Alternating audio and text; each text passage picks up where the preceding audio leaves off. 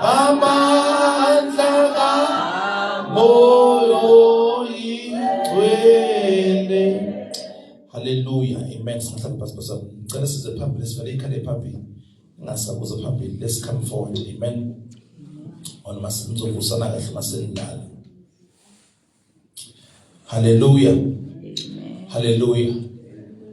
Siyabingelela egameni likaJesu Kristu. Amen. Mephambi kwenu Thimposoka siphe umntwana kaNkulunkulu silisiwe. Amen. Siyabonga uNkulunkulu ngalolu suku. Amen.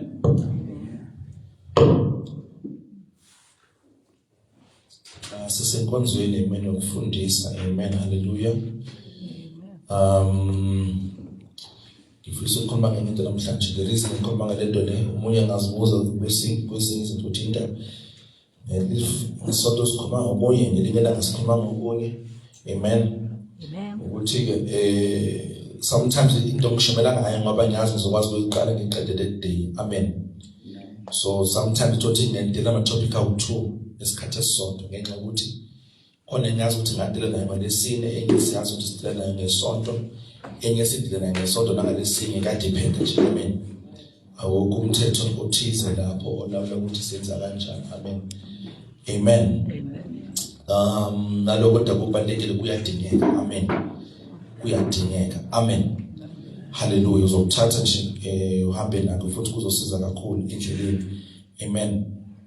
Kuyobuka ngathi kudelelekile kanti noma mhlawumbe kwabanye kuyoba ngathi kuyabhora, but it is actually fundamental. Kuyisisekela esibalulekile. Amen.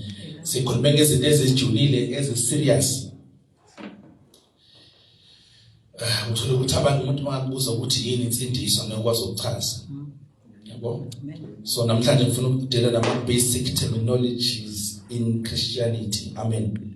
Basic terminology. Amagama sidila nalento le. Umuntu uzothi mhlawumbe identity kuKristu mayibiza na kanjalo. Amen. But nje amagama kulowazi kwachaza izinto nje umuntu uzazi ukuyichaza. Amen. Kubalekile. Amen. Amen. Hallelujah. Yeah. Kubalekile because izinto lezi esakhela phezu kwazo ezisisekelo. Okay. So asivuleni lapha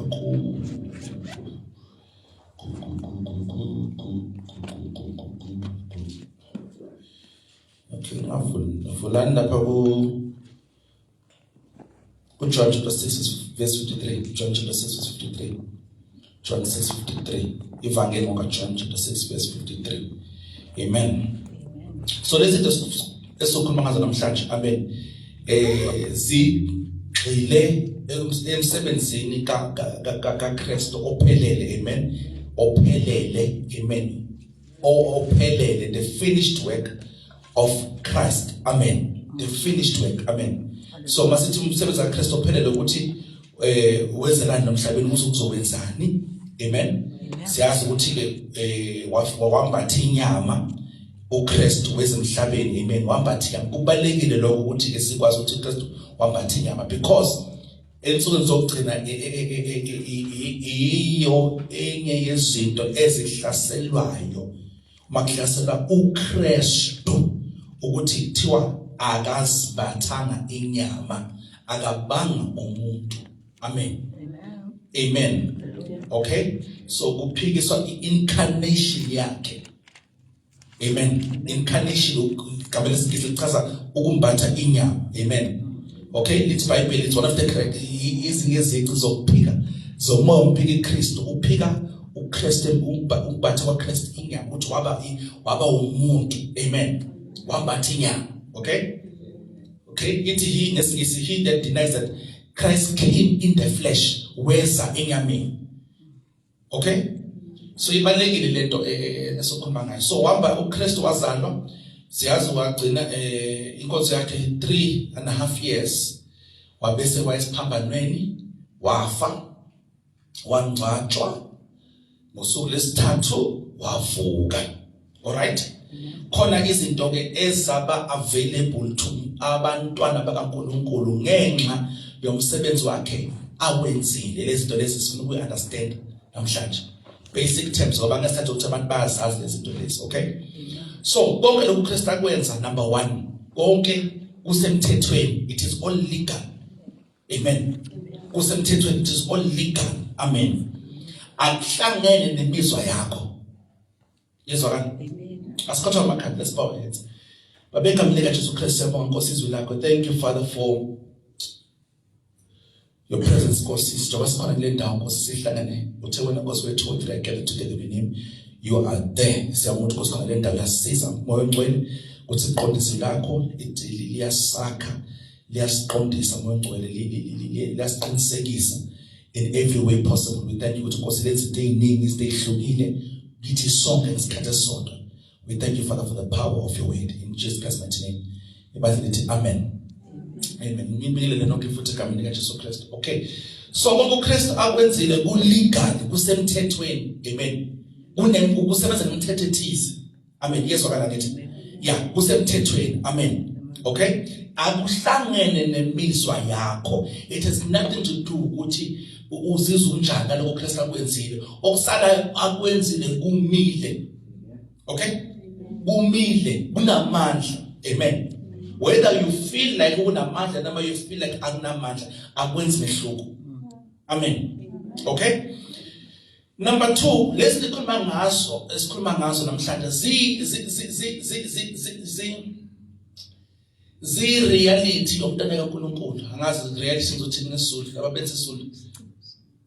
Isiqiniseko. Kuyisiqiniseko. Angazi ngicabanga assurance ngesiqiniseko, but I'll take it. Kuyisiqiniseko kuyinto eyiqiniso eliphilayo elimile njengamanje. Amen. It's a reality. Amen. Ama reality kamoya, ngokamoya it is 100% true. Amen. Utheke kuyiqiniso kuwe sekumuntu ukuthi umuntu unaliphi ulwazi. Umuntu ene kumuntu ukuthi ulwazi na analo usebenzisa kanjani. Amen. Yahlupha umthetho, yabona umthetho is one of the most, simangithi umthetho angisho umthetho kaMose, ngisho umthetho nje emhlabeni wonke nje ucheck umthetho is amazing. Uma nje uthola isikhathi ukunderstand umthetho usebenza kanjani. Uyabona kuzokwazi uapply kumele uqondo wazi ukuthi okay mangijikisa kanje mangifuna ukubypassa ngawugcini lona nguphi ongawusebenzisa ukubalekela lo yabona nje. So nakamoya kunama spiritual laws, nemithetho kamoya, okay? Kunamaqiniso kamoya. And amaqiniso makhulu ungidlula amaqiniso. Amandla eqiniso le things ngizotshela yona. Amandla eqiniso is based on ukuthi le qiniso lime phezukwane lakhele phezukwane. Yini backing eliqiniso. Yes right? Ayisakhona ngithi. All right. So lonke lento sokhuluma ngayo into esemthethweni ayihlangana namizwa. Number 2, amaqiniso amile akhona njengamanje. That avele ungabuza uNkulunkulu uzochaza ngaloko umbuzo ukuthi ngokaKristu nginjani, uzochaza ngendlela ezoyibenza namhlanje. Amen. Amen. And uzokusiza ukuthi nawe ugcina uyibona ngalendlela le ukuthi nawe ufike esigabeni la umuyibheka wena umucabanga yonke into oyenzayo ihambisana namaqiniso. Amen. Ngisakhona bazalwane. Okay. Number 3, lamaqiniso lawa anesekelo eziwu2. Mangathi ngikhethe isekelo eziwu2. Number 1, ukufa kukaKristu. Number 1. Yini? Ukufa kukaKristu. Number 2, ukuvuka kukaKristu. Khona amaqiniso ama realities asekhona ngenxa ukuthi uKristu uvukile. Khona amaqiniso amile ane backing usekela kwawo usekutheni uKristu wafa. Amen. Uma sikhuluma ngokufa kwakhe siyazi ngoba khona igazi elachithwa ngithi. Amen. Futhi ukukhumbula ngephasika kube kwenziwe le inkonzo lesichazwe khona le tenzo umfundisi uThabeka ngasikhumbula iVia Dolorosa la chaza uKristu kusukela egwetshwa ukuthi yabo kodwa amazanga angenathu ajule kakhulu khona izinto ezenzeka lapha step by step ukuthi okay uchitha kwegazi lakhe, uchitha kwegazi asangekuqala esiphambanweni waqala bemdonsa intshebe kwachitheka igazi lapho bemfaka ameva chitheka igazi lapho uyabo bemshaya bemvimbo yakhe lo chaza something bathi mafika esiphambanweni ebethelwa chaza chitheka igazi lapho chaza something by the time ehlatshwa ngomkhonto ngani yabo lana kwachaza something yabo konke lokuchitha kwegazi konke yonke indawo la chitha khona igazi bekunesizathu kukhona i-advantage i-benefit ekhona khona incazelo ekhona siyazwana siyathola okay all right so mangithi lesi sokhuluma ngaso isisekelo sakhona is based on ukufa kukaKristu from the time nje eqale umsebenzi esefeza inkonzo yakhe leyizile emhlabeni ukufa umngcwatshwa nokuvuka kwakhe okay then so ufa kwakhe nokuvuka kwakhe nisakhona all right siyahamba and then lezinto lezi ke ziyi-identity yakho njengomntana kaNkulunkulu ziyi-identity yakho identity ngesizulu sizothini identity ngesizulu yebo bhuti engathi uyaphuna ubuwena okay, I'll take it ngizocela noma leponti manje khona ufuna ukubona mina ngisazana izulu esikoleni ngiyazama I'm trying umncane usiqala high school ngaba sasifunde primary school yedwa azange sisenze siphela besingeke sizulu ngesikhathi sethu mhlawumbe sesikhona manje kumele siba-check le yasikhona sesikhona mhlawumbe manje yebo baba umazisi wakho I'll take it umazisi wakho okay ever nini nifunda beza nini represent i-ID ngikho yebiyele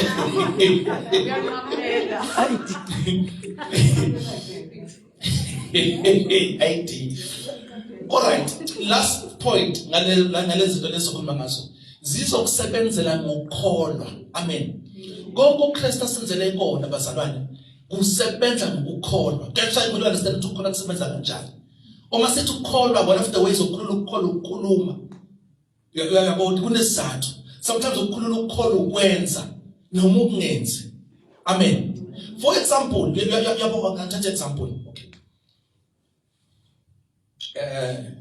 uyavuka ebusuku ukhona indoda into yenzeka le right iyavuka ebusuku ilele iyezwa ukuthi angingedwa la eroomini kukhona into ekhona la avuka umuntu athi uya-check athi uyabona ke sothi wabangazi wabona ngehlo kamoya noma wabona ngehlo lenyama I'm not sure ukuthi kulo but ngizothi ngoba mufunda ufakazi balo muntu most likely bekuyihlo kamoya so uma evuka uyezwa ukuthi there's a presence ekhona eroomini uma-check ekhona into ubona idimoni ehleli lapha yami athi akantowe ahamba yolala yabo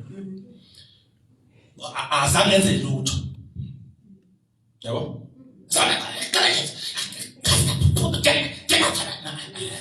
azangenze kantowe yabo wahamba wayolala yabo number 1 yini into ayaziyo ongayazi the first thing ulibuza yini into ayazi angayazi wena yabo because abantu banga-react to leso simo leso ngendlela ehlukile based on ulwazi abanalo uyayibona nto omunye munye mhlawumbe engabaleka siphuma endlini asho idimoni endlini lapho ayengaphandle qede bese ekhanda ngicabanga ngokufona yasifona yabo kuyina yazi ongayazi wena yini aba-react kanjalo yini abangamhluphi lokho yini abaphinda belalayo ebengacabanga le demoni ngamthinta yini siyathola okay so onke amaqiniso kamoya a-activate asebenza ngokukholwa nawe akwazi ukukholwa into ongayazi must first ube nolwazi kuze bese-ke uma unolwazi all right bese ukukholwa kuyakusiza kuyakusebenzela nisakhona basalwane all right okay number 1 qiniso lokuqala number 1 so njengesizulu nangesingisi-ke lento leyo khona iqiniso ekubizwa nge-substitution kumele ngabe salazile nelili mabe isport kasidlala mabe kwadlala nje isport esikoleni kakhulu lesidlala nini you are more than mangasho kanjani substitution yini chaza ukuthini ushintshiswano ukungena esikhaleni somunye ukungena endaweni lomunye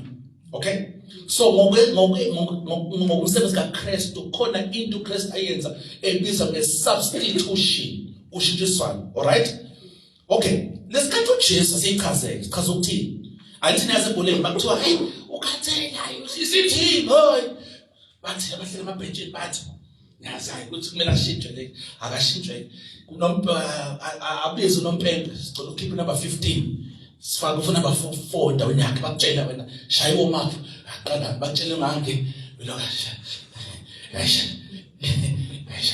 yashaya omaphi yongena uthatha indawo yalo ozophuma uyodlala endaweni yakhe amen iyezwakala yeah the substitution yazi the issue it khona yonke indawo netball akukho la engekho khona almost every sport okay last abantu abaningi khona so uKristu naliqiniso uKristu lesikhathi esiphambanweni ebengaziyeli yena ebengazenzeli yena ebeyela thina ebeya ngenxa yethu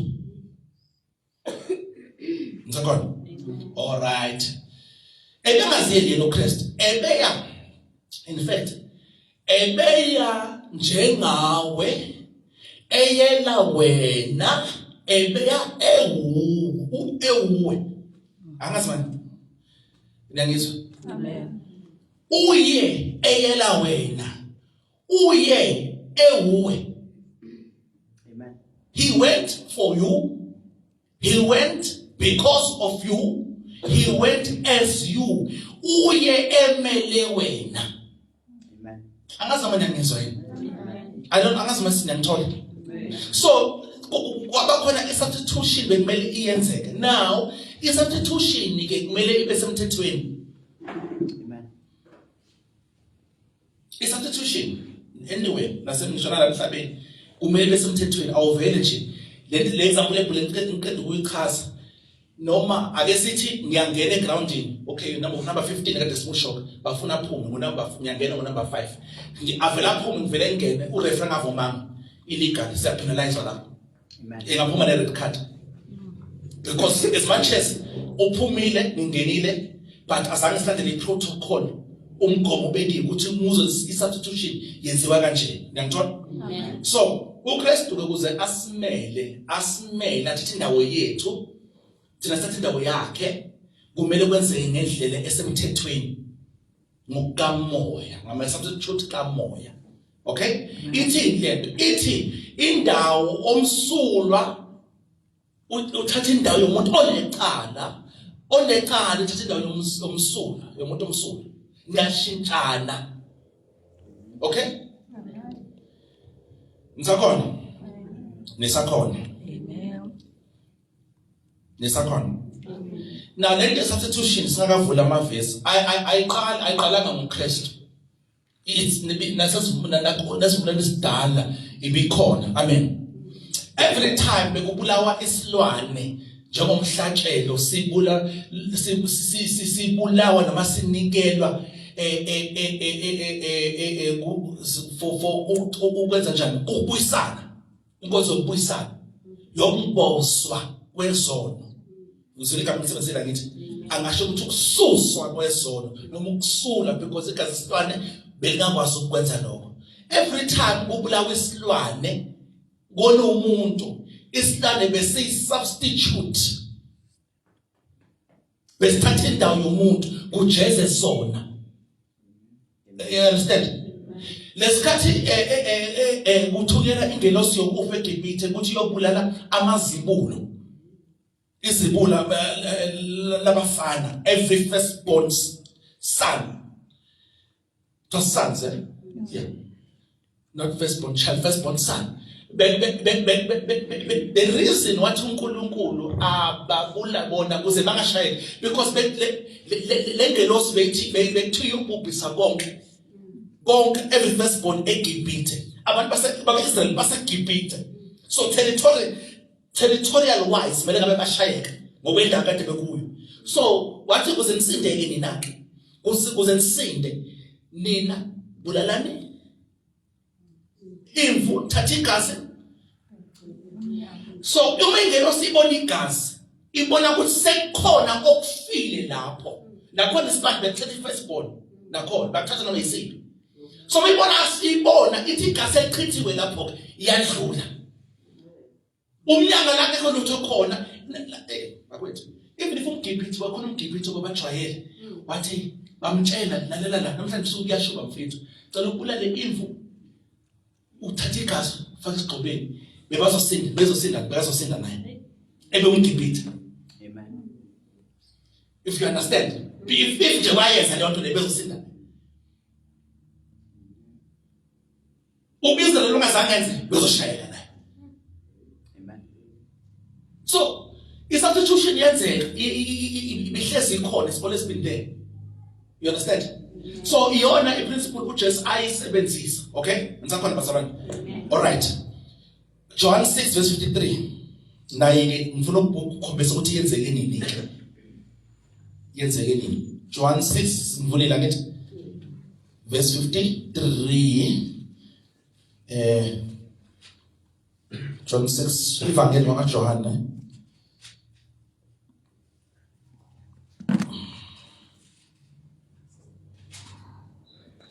John 6:53. Okay, sengifikile mina. Kufundeka kanje.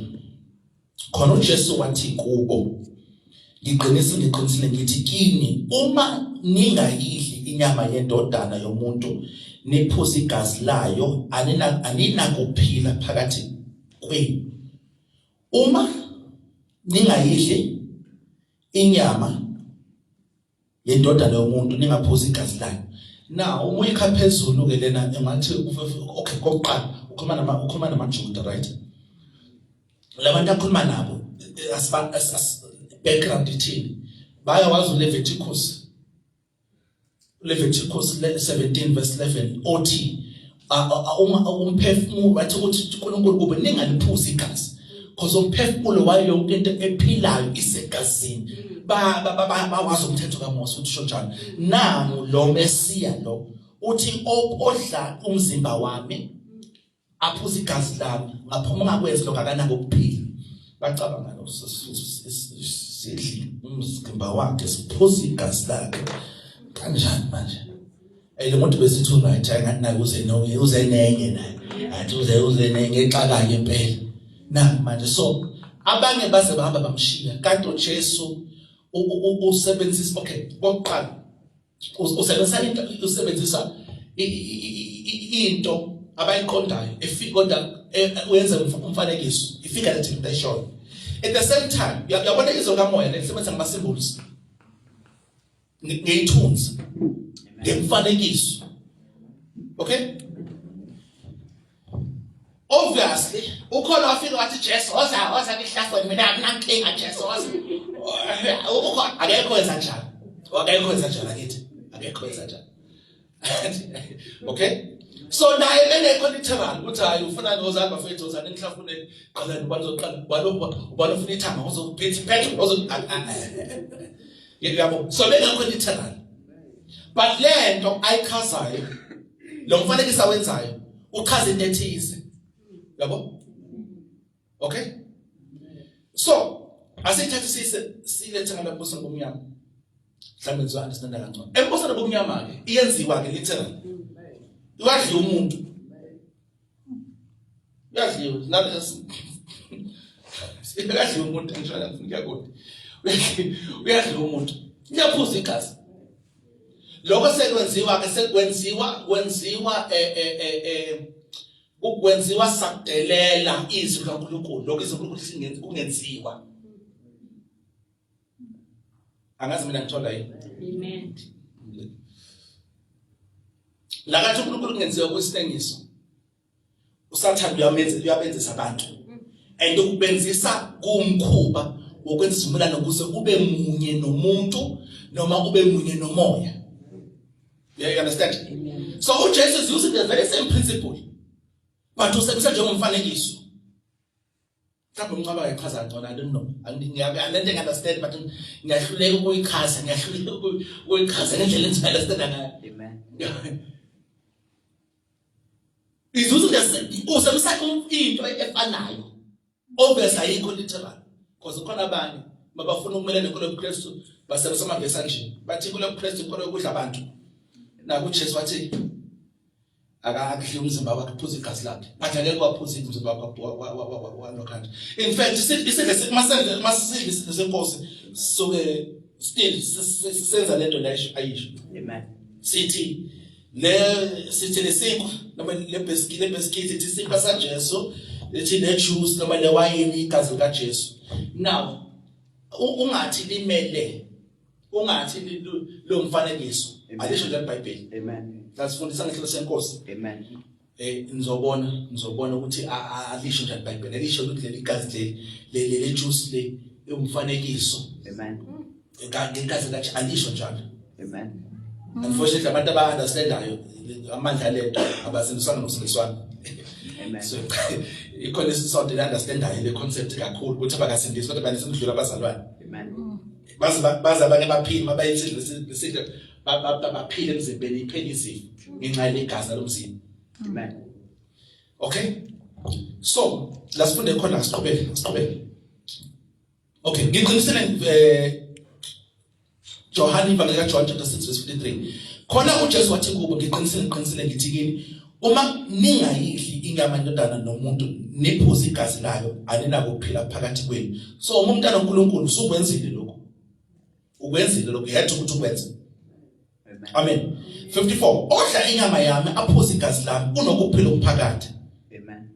iBhayibheli sinako ukuphila phakathi ngifuna ukunasi ukuthi uJohn umuntu obhalele incwadi le uphinda abhalela ngasekugcineni uFirst John athi ngifuna ukwazi ukuthi ninako ukuphila okuphakathi manje uhleli lapho nako ukuphila okuphakathi.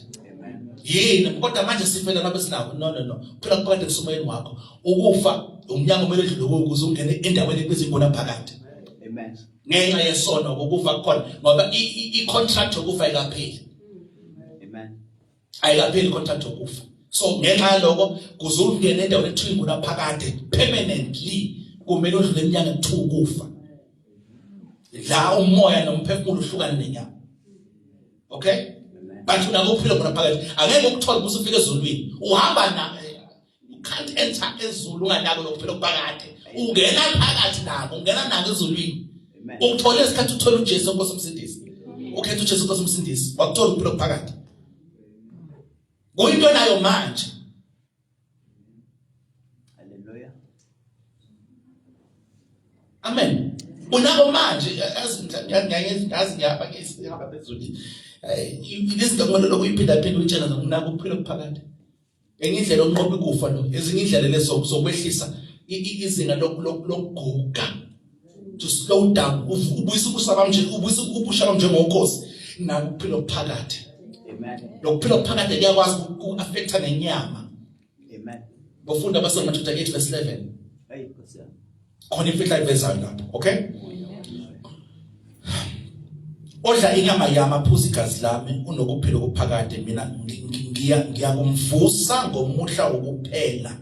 So unalokuphila okuvuswa ngelinye ilanga. 55. Ngokuba inyama yami ingokudla isibili negazi lami lingukuphuza isibili. My flesh is meat indeed and my blood is drink indeed. Yes. Okay, it's true drink of truth. When version yes, true food, true drink. 56. Odla inyama yami aphuza igazi lami uhlala kimi nami kuye. Substitution.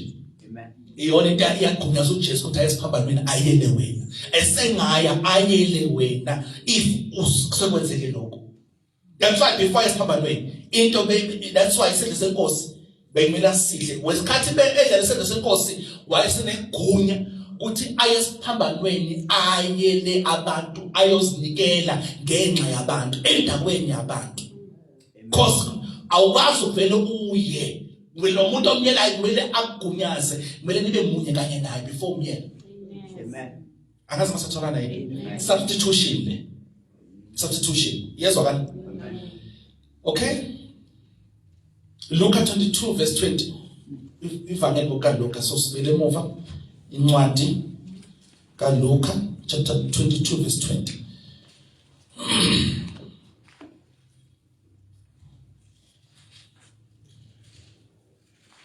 Sibele over one book. Go back one book. Look at 22 verse 20. Kufundeka kanje.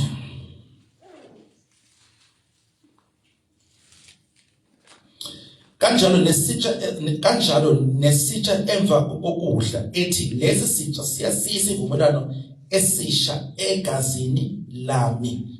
Amen. Sivumelwano esisha egazini lami elithululelwa nina. Inhloso legazi elithulwayo ithina. Uthi lesi sitsha sisivumelwano sami. So baphuza iwayini, okay? Uthi lesi sitsha sisivumelwano esisha egazini lami. Ngamagama into eqinisekisa lesivumelwano igazi lakhe, okay? I-signature, i-stamp esiqinisekisa lento igazi lakhe. Okay? Ivumelwano ezahlukene, there are different types of ivumelwano ezikhona la emhlabeni. And isivumelwano esinamandla and futhi esinemphumela engaba yinhle noma yipi depending isivumelwano segazi. Sekuyadependa ke ukuthi ke igazi sesikhoma ngegazi laba ukuthi lesivumelwano sisane ngegazi kabani, because isiyona into ezivumelwano ukuthi lesivumelwano sinamandla kangakanani, okay? When it comes to igazi kaJesu number 1. Amen. Emva kwakhe sesinga-argue igazi lengane ke, igazi le-virgin, igazi lofutho, sekuya ngokuthi ke sisekulandela konke lokunye. No, uma kwenziwa izinto bathi kufuneka igazi le-virgin, sekuyahamba ke manje lokushini ke manje. Sekanja manje ukuthi ingane ithunjiwe emhlangeni yathunjwa nyamalala. Bekufuneka igazi le-virgin. And they knew where to go to the virgin. Because they don't come up with words or take igazi specific. But I think igazi lengane. They know why bafuna lento le, because if understand ngamagazi ahlukile. You understand? But igazi lifana ngamagazi, igazi kaJesu. Amen. Amen. Yaziwa nokwezweni kamoya, yaziwa, there's no debate about that. Yaziwa. That is just common knowledge. Umhlamba wena ongazi, yaziwa nje lokho, yaziwa. Ukuthi umuntu onaleli igazi leli, osebenza ngaleli gazi leli, ohlobene naleli gazi leli, ohlenga ngaleli gazi leli, asikwazi kuvele senze noma kanjani ngaphandle kuba yena onganalwazi. Anamandla legazi. Ngisathola bazalwane. All right? Basekorinte besibili chapter 8 verse 9. Ngicela nibhale phansi. Basekorinte besibili chapter 8 verse 9. Ngokuba niyawazi umusa wenkosi yethu Jesu Kristu ukuthi nakuba eqebile waba mpofu ngenxa yenu, substitution. Ngakuba eqebile Kristu waba mpofu ngenxa yenu. Thina sasempofu yena eqebile. What? No guys, let's change. Let's change. Mina angihlupheke mina ngiqebe. So usinikeza ingcebo yakhe. Amen. Nama debate ukuthi hlobo nengcebo esikhuluma ngayo. Ngengene lapho. Ukuze ngobumpofu bakhe niqebe nina. Lisho njalo. Basekorinte besibili chapter 8 verse 9. Okay? Also write down. Abasekorinte besibili same book chapter 5 verse 21. But same book chapter 5 verse 21. Uthi ongasazanga isono. So khona ongasazanga isono. Okay? uKristu Jesu akekho omunye. Lithi wamenza isono ngenxa yethu. So Kristu akasazanga isono, akasenzanga isono. Because if enesono, then you can about some of the things ngakhombisa enye into abayihlasela ngoKristu. But bathi ke uwona ebona naye. If that is true, then akekho umuntu osidisi. Because if onile naye kusudinga intethelelo, naye sona sakhe sidinga ukuhlawulela. Akasakwazi ukuhlawulela isiko kube inhlawulo yezono zabantu. Enye ihlasolale. That's why bafika qhamuka nama movie Da Vinci Code. Bathi ayuKristu phela emhlabeni. Hayi wathanda nabantu Magdalene, wathanda Magdalene abanengane. Bathi thina sikhonza uNkulunkulu onengane ezifihliwe, wafihla lokuthi uKristu unengane. So automatically there's a problem now. Amen. There's a problem now. But uKristu, guys, ndinga kwazi ama counter argument against Christianity, ndingikwazi ukuthi umuntu eza nento uphendula uthini. iBhayibheli mehlezi sinempendulo njalo. Simehlezi sinempendulo njalo. Ndingikwazi izinto abantu abayishola ngaphandle, abantu abayikholwayo. Ukwazi baphuvela ngezwe ukuthi no, this is not true. So Christ akasazanga isono. Wenziwe isono ngenxa yethu. Bese lithi ukuze yena ukuze kuyena senziwe sibe ngokulunga kukaNkulunkulu. Yabo? Nayithola substitution there. Concept number 1 study. Basically, singajuka kakhulu. Concept number 2, redemption. So sikhuluma substitution, manje sikhuluma redemption. Redemption in ukuhlenga noma ukuhlengwa. Amen. Ukuhlenga noma ukuhlengwa. Amen. Right, nalena akayiqala iNew Testament, ikhona na Old Testament, it's been there. Ukuhlenga ke ungayihlenga into engaphili. Ungahlenga umuntu. Okay? Ungahlenga ngemali noma ungahlenga negazi. Amen. Lo kuhlenga kwethu ukuhlenga kwegazi okwenzeka. Okay? But the concept ikhona. Angithi ufuna iBhayibheli lakho. Impi ikhona eBhayibhelini, okay? Imnali ibhuku lefihli lutho. Everything is there. Kwakhona ngokuthi besifundiso entweni okumele uyenze uyilandele nento okumele ungayenzi. Sungakhethanye. Impi ikhona la. And I've explained this to zezinye zezinto. Okay? Impi ikhona. Impi ikhona. Now, one of izinto ezimbi ngempi. Ever since umuntu impi ikhona. Isohlezi ikhona futhi azokuba uJesu. Now, enye izinto ezimbi ngempi ukuba kuba khona abantu abafayo ama casualties. Kube khona nabantu abathunjwayo. Okay? Abanqonjwayo bathunjwa baba yigqila. Okay? Abasebenzi balaba ababathumbile, right? Now, bekwenzeka lokho. Makwenza uNkulunkulu nakhona benomthetho ukuthi umuntu ofike ngempi ezweni uphathwa kanjani. Read, if you have some time, read. Funda incwadi uThuthulomu, ufunda uLeviticus, you'll find ukuthola konke lokho lapho. Okay? Now, umuntu ebeyisigqila noma ebeyisebenzi kodwa ukuthi umuntu umsebenzi but akusona isigqila.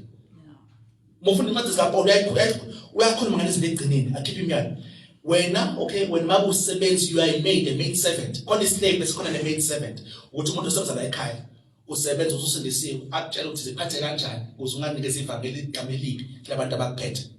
Amen. Uthi ungasebenzi ungekho umphathi ngiyaparaphrase mekhona ungaze ngathi uyakhothela uyaklinga. Bengabalele khoneni bese King James ibiza ukuthi purloining, ukuthi purloining ukuthi wena ukusebenza kwakho hamba namehlo nayiphosile. Yabo bese ukhamba uzenza ngathi unto peace la. Uthi ungakwenzi lokho. Uzivangeli ngathi igama elibi. Amen. Yabo? Amen. These are things you can apply asemsebenzini. Amen. So, labantu babekwazi ukubahlenge ngemali. There was a time futhi la iBhayibheli khona 7 years abakhululwe. Amen.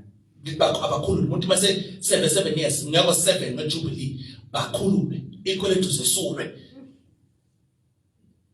Yabo? Okay. Ukuhlengwa kuhamba nani? So bengafika mina ngithi ngifuna ukuhlengwa avela. Basho ukuthi okay imali yokumhlenga noma nale nani lokumhlenga bese mina ngiyakhipha leyo mali leyo. So ukuhlenga kuza ne change of ownership. Amen. Umnikazi owner into uyashintsha. Ngiyahlenga ngikhiphe lokumkhiphayo umuntu akudingayo bese anginikeze lento engihlengayo noma lo muntu engimhlengayo. Ngihambe naye usengowami. Okay? So ukuhlenga kwethu kweza ngegazi kaJesu. Ngisakhona. Na ukuhlenga kwethu futhi kukabili. There's a double application. All right. Oqala kumele uzibuze ngihlengwa kubani ngikubani ubuse emadleni esitha. Number 1. So uJesu uma esihlenga usihlenga from esandleni sesitha sibuya ngakuye. Amen. There's a reason uqale nge-substitution. Noma bebenqale nge-redemption, bese nge-substitution. But ngicela uhambe nami. Sisesandleni sesitha ngenxa yokona kwethu. Engadeni umuntu awayekhona, awayemele bonke abantu leso sikhathi wenza isinqumo esibhedayo. Sonke ke sangena sasagaxele kusiqhemo sakhe. So sisesandleni sesitha. Why uNkulunkulu angavela kulo Satan ngochaza mhlawumbe isongo Satan? It's not that simple. And it's not ayikho straightforward ngendlela ocabanga ngayo. Satan manje ayikho that simple. Yeah. Kakhulu somkhethi wena usomkhethe njengenkosi Satan. Yeah. Kumele kungcono bamkhetha njengenkosi wathi akabulawa akamkhethi njengenkosi. Manje nje usomkhethe njengenkosi wena wakhetha yena uNkulunkulu. It's a bit complicated now. Sekunemithetho kumele ilandelwe. There's terms and conditions, protocol kumele ilandelwe lapho. Okay? Right. Ngiyahlenga usungo wami usunga kimi. Okay? Ngiyakhokha. Iprice ukuhlenga. Ngokuqala futhi uzingihlenge kumele uvume na ukuthi uyafuna ukuhamba nami. Uyafuna uvume. It has to be yadinga permission in this case. Kulokuhlenga nokomphefumulo komuntu yadinga permission ukuthi uyavuma ukuthi uhamba nami. Okay? Uma senjalo ke, uma sesihlengile bese sesitshintsha indawo. Ngithe lokuhlenga kukabili. Lento engihlenga ngayo kwigas lami. Elinkokhelo, umhlatshelo, umnikelo, inhlawulo yesono.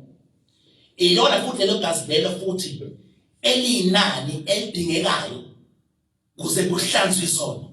So le double application. Amen.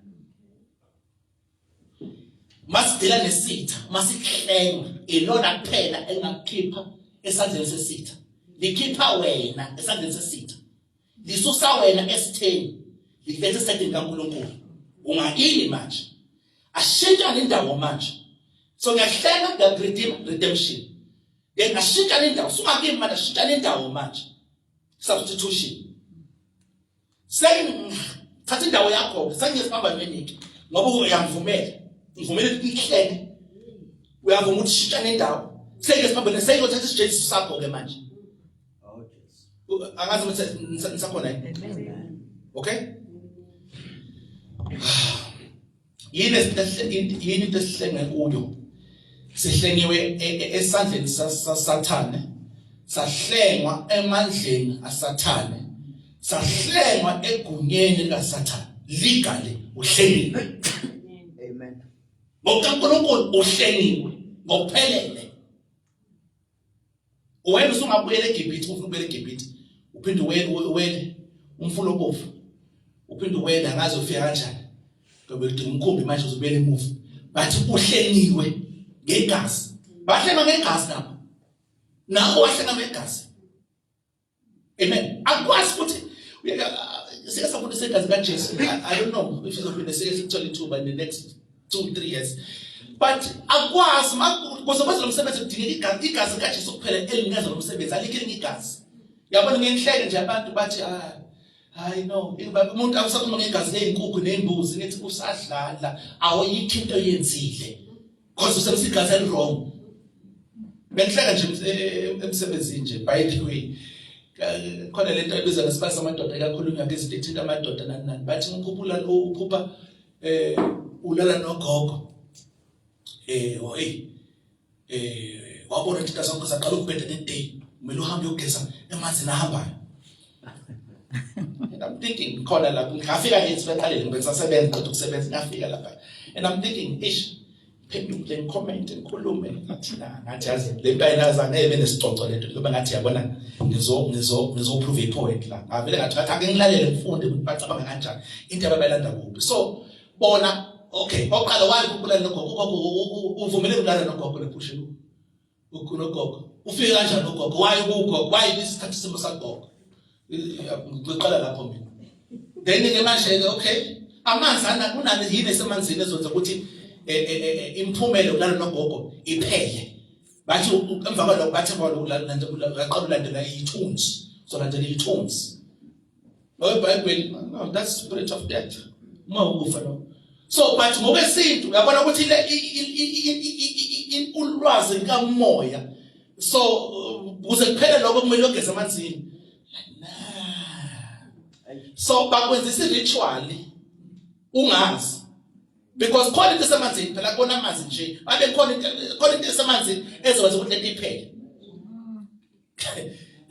akaze manje ngithola so I'm thinking yazi yabona kuhle uba nolwazi ungabi nolwazi koqala ingisala why ugogo afika zolana na why lo moya olale nawo uthatha isimo sika gogo ngazibuza futhi makabe bekuyintombi enhleke still siyahamba semfuleni futhi noma ukuthi mhlawumbe ufika ugogo why ugogo akafuna ukulala nawe ma ugogo mama ugogo let's say for argument's sake ugogo why ugogo akawuze ufuna ukulala nawe ukwathinta ugogo saphila ukwathi wamlana saphila gogo why you being so naughty manje songasekho usobuya afuna ukulala nami gogo gogo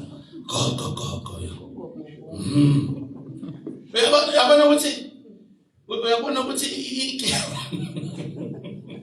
no you need nokusebenzisa nokusebenzisa angifundise mahala ngifundisa ukuze ngikwazi ukunderstand izinto uma you understand so is when line interpretation yami okay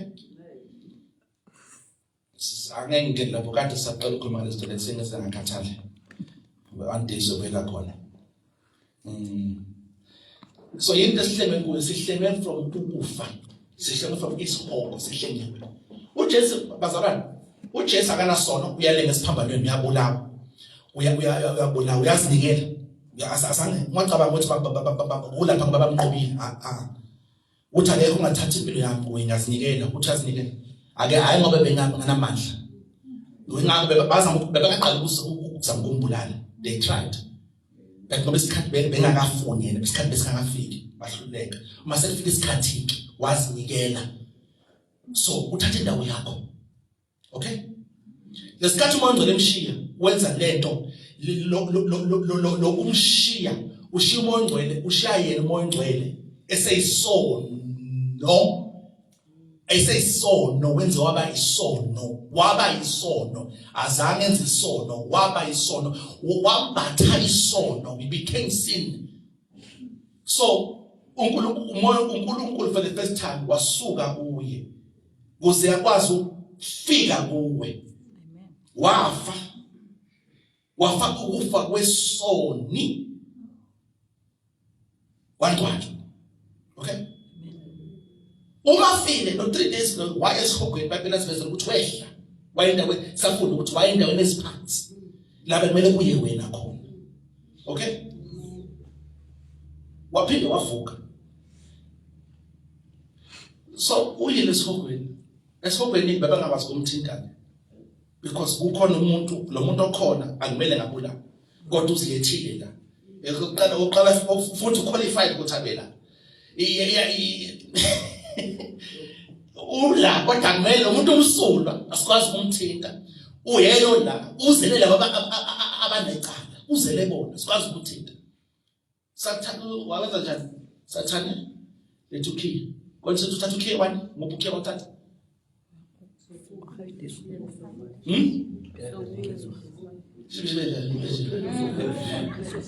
uthathe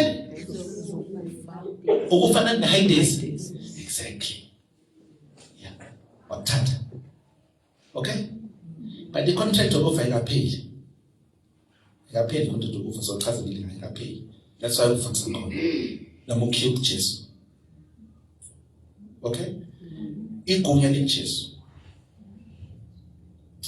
all right umavuka uyavuka ngosuku lesithathu okay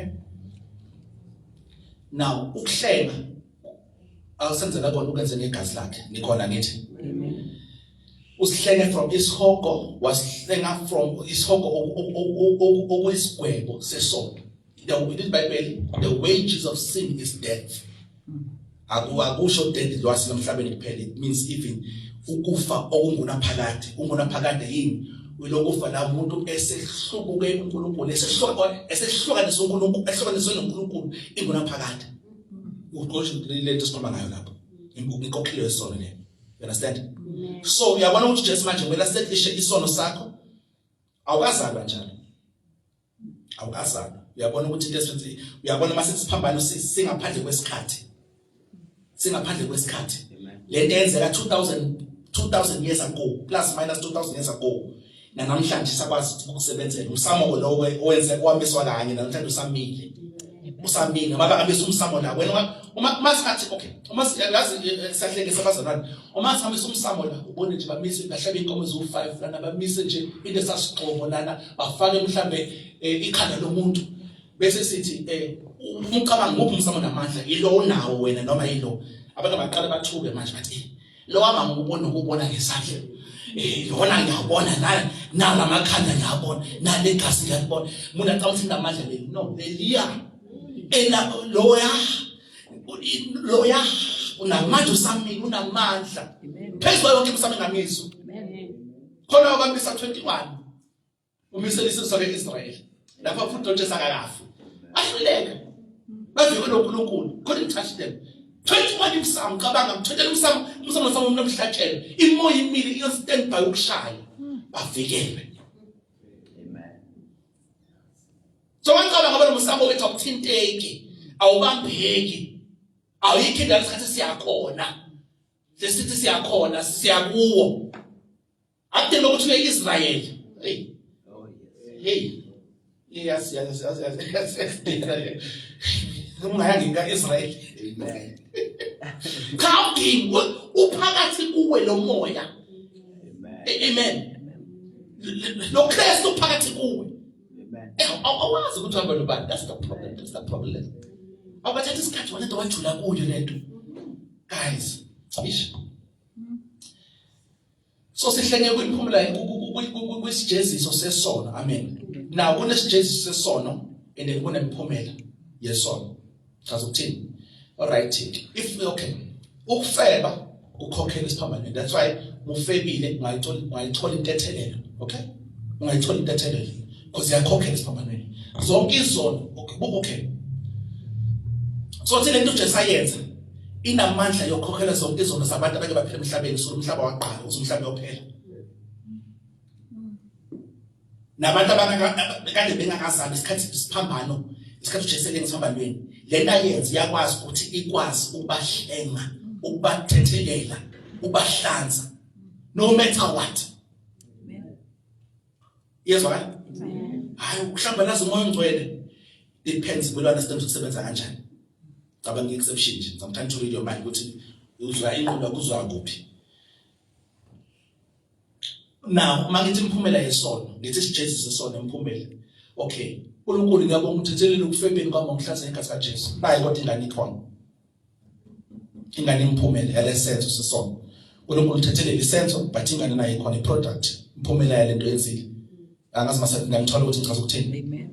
Uyabo so nezinto yangako ngithi ngabo sithi umulale nomuntu isenzo sokulala osukumshado usethi isizibona segazi leso isinzinanaza ngikade ngisengazani umshado uzibona segazi ndoda imikhiqiza imbewu that's blood white blood and in fact yeah umshado sithi ucansi umshado I can even prove it even more biblically now but so sithi hayi uNkulunkulu uthethelele isenzo but umshado you have to deal when owenza isenzo and then uhlukaniso nento ilalento yadaleka ngenxa yesenzo sakho. You understand why masithi sikhona ngefundelo phefumulo sikhuluma ngemiphumela yesenzo sakho uNkulunkulu ukuthethelele usithethelele isenzo akakubaleki ukuthethelele wahlanza but imphumela yento yakho yenzile. Yezwa ngisho nasejele angeke uphumula nokuthi hayi uthi okay ake sithi uphambuke kwenkantolo kwasenkantolo ithi kwasenkantolo uthi kwasenkantolo ngaze ngenza lento ngithi ngazi ngavuma ngenzile yazi ngisindisile izolo ngisindisile manje lo muntu owenze lokho akusiwilo akusimi wenza lo muntu owenza lokho ubethele kanye noKristu wafaka kanye noKristu mina ngesidala esisha akusime ngenzile because uqinisile lento isho yasiqinisile yasiqinisile lento isho iqinise lento isho but now kunezo likamoya neqiniso likamoya bese sihlala emhlabeni uqinisile no uqinisile technically speaking you are not wrong yabo uyabona umuzo umuntu wendlela efakaza ngayo ukuthi understand lokho yabo uyaunderstand ukuthi khona isidala esisha bese khona nomuntu omdala noma umuntu ngathi nomufakazi ngaba nomehluko ukuthi ukwazi ukuthi lo muntu owenza lezinto lezi wabethelwa kanye noKristu umuntu omdala wafaka kanye noKristu lo enimbonayo manje ngaphakathi futhi animboni ngaba nimboni ngamehlo uyisidala esisha lo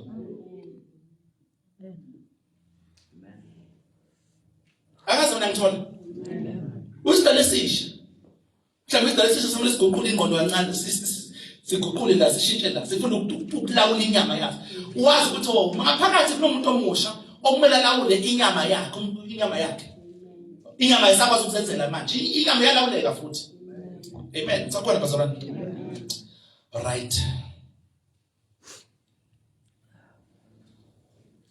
okay so legazi lasihlenga lasithenga uPetro uqala chapter 1 verse 18 to 19 ngicela nibale abayakhona ukuvula fast ungavula uPetro uqala chapter 1 verse 18 to 19 kufunda kanje nazi ukuthi anihlengwanga ekuhambeni kwenu okuyize enanonikezwa ngoyihlo ngezinto ezibhubhayo so khona impilo sayifunda kubazali bethu it is Bible something ezingayi konke depending ukuthi wakhula kanjani ukhuliswa kanjani if you didn't grow up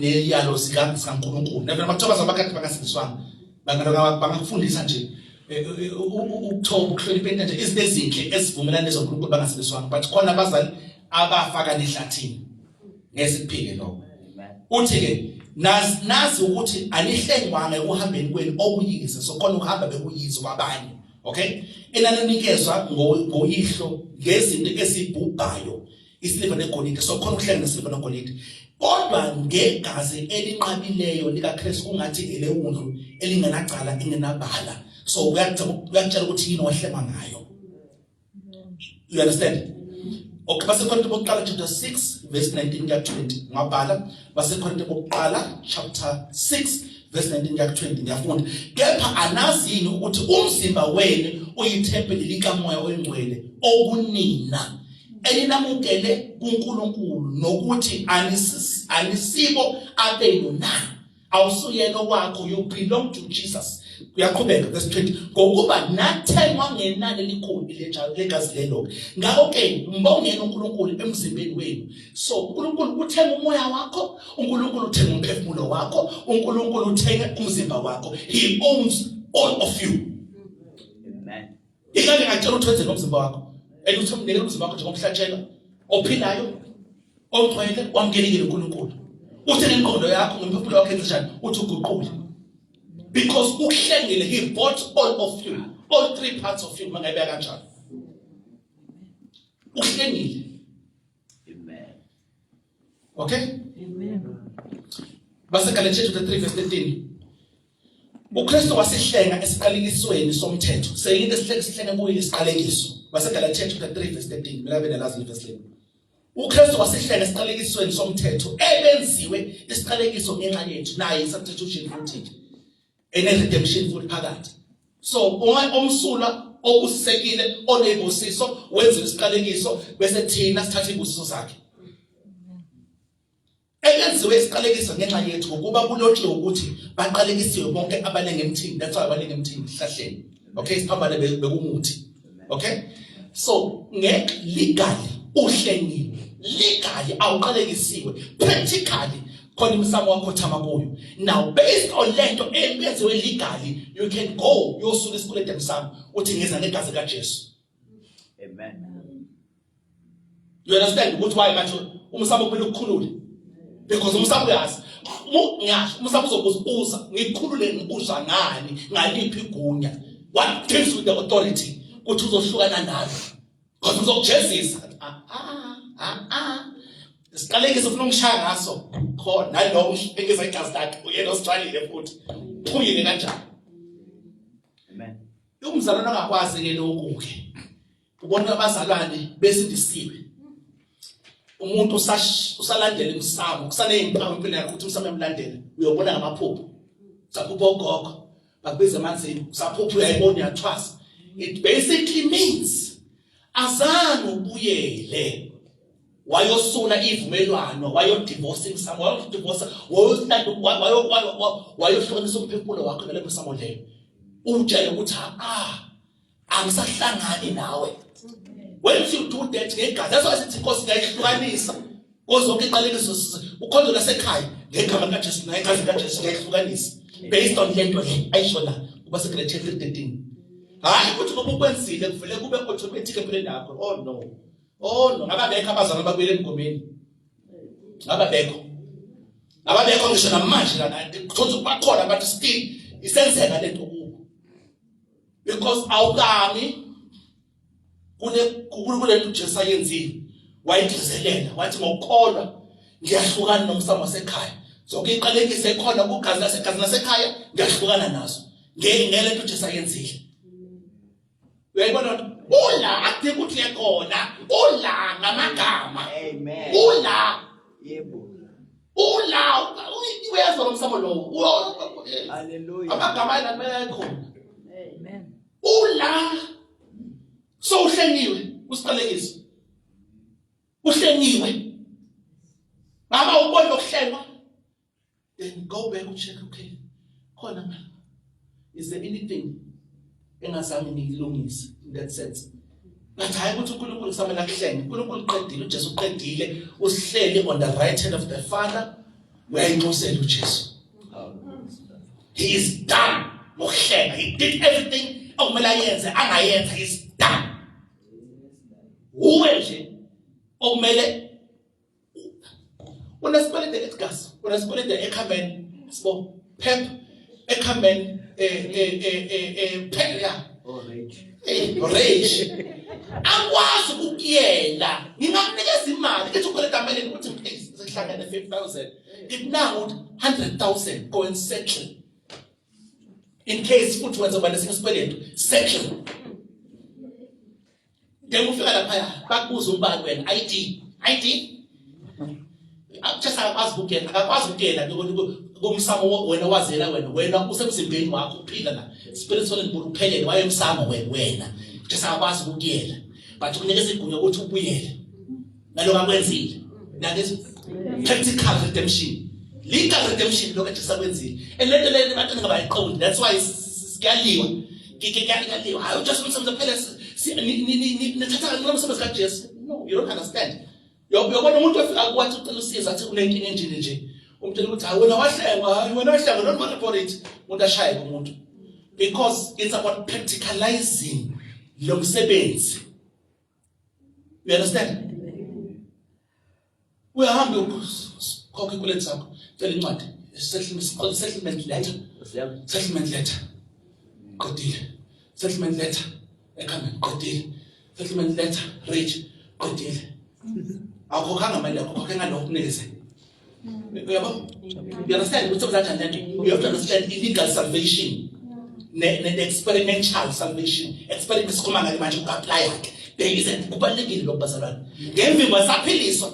Nanga udokotela ne-cancer wena. Okay, doctor, cancer. Mvimbo ngiphelisiwe.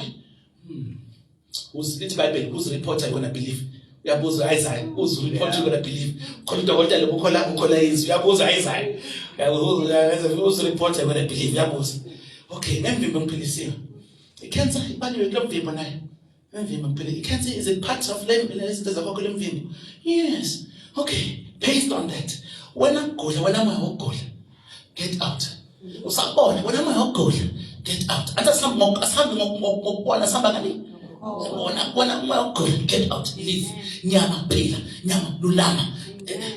You have to understand this. Otherwise your church lent ayikho. Lithi Bible isiphosi sengene kwadana kusahlophe. Ayikho lento nxa yomsamo namngelana lento. You don't know. You have a knowledge deficit. Khona ongakwazi. Amen. Nje lebusiso sikamoya futhi ayichazi. Ebusiso zikamoya. Zifika njani emhlabeni senzakanjani ke Nkosi? Kuze sithinte, sifuna ukuyithinta. Omunye wathi khathele ukuthi umbusa nobuhle kaStandela. Kusifica nini? Kusifica nini ukuhle nombusa? Kuthiwa kaStandela kusifica nini? Good question. It's a good question. It's a valid question. Good one. Understand what's called routine. Makulandela ayihamba nawo. Ukuwe trust me. Makulandela hamba nawo. Uthele ngilandela amabhadi. Kade kusoka akuphi uthalandela amabhadi. So kwenza landela. Hayi uhamba nawo. Mathi God is a mercy follow me. Hamba.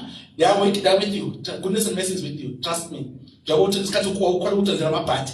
Kuthi yonke into nje yenza awezamayo wena ayilungi. Isikhathi sakhona lokho sakho nomusa ke nokuhle kuyalandela. Amen. Right. Okuhle kuphila okay. Ohlenga ukuphila kwakhe ekubhujisweni. My goodness. Akaze mina ngizwe mangikhuleka I love this verse. Ngasebenza ohlenga iHubo 103 verse 4. Ohlenga ukuphila kwakhe ekubhujisweni. Nengozi oshiwe una ohlenga ukuphila kwakhe ekubhujisweni. Yonke into ebhubhisayo uhlengiwe kuyo. Amen. Ngeke kwaqweni. Ngiyabona ukuthi Nkosi impilo yami ihlengile ekubhujisweni. I live safely, I arrive safely. Oh, yes. Simple. Hallelujah. Ohlenga ngalela verse lelo nje lodwa. Yeka sithi isikhali sezele mina. Ngasabe nalelo right akunankinga phela engimbe ungayisebenzisa leyo. Engimbe engiclose ungayisebenzisa leyo ku contract onayo noNkulunkulu. Engiclose ungayisebenzisa leyo. Ungayimanda ukuthi yalo likusebenzele. Noma ungezandleni ohlenga impilo yabe ebhujisweni noma ungayi Luke 10:19 awukho okuyonona. Nothing shall by any means hurt you. Ngithanda le King James. Nothing shall by any means hurt you. Mangabe yazi umnqobo ulimalile ayi ngeke ngikhole kakhulu umnqabi hayi ngiyakwazi ukukhole kwamnqabi ngathi is what happened. Uthola ukuthi that day ukuhlenga bekathi ungagibeli itekisi. Ukuhlenga bekuthi bekuyiphimbe ethi ungagibeli itekisi and wagibela. Amen. Not that uNkulunkulu ugejile. Yeah. Ahlezi makwenzeka into mangakahamba kwethu ngithola into ebona la. First thing o-check before even ngicabanga noSathane. First thing ngomelo check mangaba akuhambi lokho ukufunda la nalokho ukubona la. Okubona empilweni yakho akufani. First thing ngomelo check yini? Mangabe wena right then usungaqala ususpect imoya. Abanye nifuna uqala ngemoya kuqala. Bese kanti inkinga wuwe. Yonke into somoya. No. Ungabi yonke moya. Khona le group. Yonke into moya. Story moya. Phasambethe moya. Isifike lethi moya. Yena bese khona la akho moya. No, you want to be in the middle. Sibe balanced. First thing we check out is go to right. Did you follow the protocol? You understand? Amen. Then you must follow right. Then you must suspect him more. Didn't I put it? Okay? Amen. Balan Pansi 102 verse 107 verse 2 to 3 Balan Pants. That's good. So slowly comes study shekha. Further study homework. The Hubo 107 verse 2 to 3 is Samuel verse 5. Samuel chapter 5 verse 9. Sorry. It's Hubo 107 verse 2 to 3. Is Samuel chapter 5 verse 9. All right? Amen. Yeah.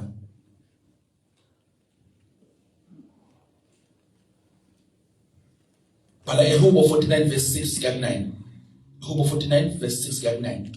Ikhuluma ngokuhlenga ukuthi akwazi ukuhlenga umuntu abakhona abantu bathi okay ngifunde fast laba bathemba imfuyo yabo iHubo 49 verse 6 to 9. Just write it down. Laba bathemba imfuyo yabo bezigabisa ngomcebo wabo omkhulu na umuntu angemhlenge umfowabo angemnike uNkulunkulu inhlawulo ngaye. There's only one thing ibena ngahlenga umuntu ebengahlenga umuntu igazi kaJesu. Okay? Ngokuba ukuhlengwa komphefumulo wabo kubiza kakhulu. Amen. Fukuhlenga umfowenu dadewenu uthi ukuhlenga umphefumulo wabo kubiza kakhulu. Amen. Fukuhlenga uNkulunkulu kubiza kakhulu. Don't have the price. No, money, not the currency okuhlenga. Blood. Okay? Akuna kuphela nanini ukuba aphile njalo angaboni ukubona. Ingeke kuphela into engahlenga umuntu from ukufa kazi kaJesu. That's why Jesus will even yokuvusa belilanga. Ukuvusa kwabalungileyo. Sazokhuluma umncabo ngesonto ukhave ama baptisms awu 7 nama enye ubize ngamagama amabili ake awu 7 awu 7 wakhafile masibuya September so cover ukuvuka ku7 okukhona ezweni. Okay? Uwakhave ama 7 baptisms. Amen. Akhona eBhayibhelini. Okay? Kumele baleke uswazi. All right. Number 3. kukhona ukubuyisana, reconciliation. That concept umuntu yazi. Sikhulume siqale nge-substitution, sathi redemption, manje sithi reconciliation, ukubuyisana. Ngasho ukuthi ukubuyisana kudinga abantu ababili. Amen. Two or more. Ukubuyisana. Ukubuyisana, you can't do it by yourself. Okay? Two or more. Can be wena uNkulunkulu, can be wena umuntu, can be wena abantu. Amen. Okay? Awukwazi ukubuyisana nomuntu ofile. Amen. Awukwazi ukubuyisana nomuntu ofile. Awukwazi ukubuyisana nomuntu ofile. Ungamkhulula mangabe wabona, ungamxolela mangabe wabona, but awukwazi ukubuyisana naye. Hambe emsamo uzobona ukuthi bazokwenza. They will hook you because of your ignorance. Kuthi ngoba wazi wena ukuthi akwazi ukubuyisana nomuntu ongasekho. Amen. Akwenzeki. That's why sithi kubuyisana nabo bonke abantu ababuyisana nabo, buyisana nabo basaphila, because that opportunity is lost after kufa. Amen. Iyezwakala? Okay. Abasekorinte besibili chapter 5 verse 17 to 20. Siyagijima manje. Abasekorinte besibili chapter 5 verse 17 to 20. Ingxenye yezwi le emini ngami uyayazi. Ibalulekile indawo sofunda kuyo. Abasekorinte besibili chapter 5 verse 17 to 20. Ngiyafunda. Kanjalo uma umuntu ekuKristu uyisidalwa esisha. Uma umuntu ekuKristu uyisidalwa esisha, hayi umuntu uMejesu. uJesu umuntu, Kristu lo moya phezu kwaJesu. Okay? Omenza abe indodana kaNkulunkulu. Amen. Okay? Amen. uKristu indawo, ngena just umuntu. Umuntu okuKristu, uKristu. Kanti uKristu ngakanani? uKristu is not just umuntu, it's not just umoya, but uKristu indawo. Amen. Esikuyo, esizalela kuyo. Umuntu ekuKristu. Yipi ingxenye yakho ke wena ungumoya onomphefumulo nomzimba? Yipi ingxenye yakho ekuKristu, umoya wakho? Okay? Umphefumulo awukho uKristu. But ungawuguqula ngesifundiso sikaKristu. Umzimba umphefumulo uhlengiwe but awukho kuKristu. Kristu kamoya. Kumbule yahlukana umoya umphefumulo khona la kuhlukana khona. Amen. Okay? Umzimba uhlengiwe ngegazi but awukho kuKristu. Lithi iBhayibheli usaphila emhlabeni yabo, I made a mistake. Angifuni ukudida umzimba nenyama. Two different stages embili ehlukile lezi. Amen. Nomzimba bese kunenyama. Amen. Sayizama phela, ngayizama the last time Tuesday prayer sathuke ukukhuluma kancane. Inyama uthe umzimba wakho utube, ulawula, ucontrol. Uthi umoya wakho ulawula umzimba, dominate. Subdue, faka phansi. Akuthi umzimba ulawule wena. Nazi ukuthi kunabantu ngakhumbula safunda esikoleni okunye umfana sasifunda naye wayephuma emasotsheni wangena kulo waphuma ngana kulo mkhakha esikuwo. So emasotsheni ke ngenxa ukuthi bayephini babafundisa ngazafundisa kanjani ukuza ukuthi umuntu endlini ulele uyakwazi ukusense makuno munge la khona izwe ehlonisa amaketenisi ehlonisa amaketenisi khona la khona la passage le neketenisi nje ngala passage ketenisi nomuntu ungangena la hlala khona elele uzovuka ungaba ngangamsindo. Amen. Ungakwazi ukusurprise la muntu loya uthi ufuna ukumthusa uzovuka. No baba trainer amasojeni ukuthi angazi wathi angazi. Uyakwazi ukusensa ipresence yomuntu. Amen. So ngizamkuthini kunabantu abaye toilet mase befuna bona ke toilet. Amen. Hayi ukuthi umzimba wakho ukuchemtshela ukuthi hamba toilet manje. No. Ayidla manje. Kunabantu abatshela umzimba wabo ukuthi okay idla ke manje. Sengifuna udle manje idla. Abalawuli indlala. No, ikinga. Ufuna ukuphumile la. Sengibe sihlala ku higher grade. Afuna ukuthi but kune level la umoya wakho ungakwazi ukulawula umzimba khona ungatrain umoya wakho kunama exercises kamoya ongawenza engeke le Joshua 1:8 Amen. Joshua chapter 1 verse 8 i-exercise kamoya lo ongayenza engenza umoya wakho ube sharp. Amen. Umoya wenza umoya wakho ukwazi ukupick up imicabango yomuntu uyizwe ucabango yakhe. Amen. Amen. Ukuhlola kwakho umoya lento esibiza ukuthi ukuhlolisisa umoya. That's something not right. Buka usathane. I've got a bad vibe nje, it's got negative energy. This person has bad vibe nje, na vibe ayi nje. Unomoya ngekho right lo. Yini uzwe ngani? Akakhuluma ngafuna ngoba uvele bangena roomini. How did you know ukuthi unomoya ngekho right? Yini?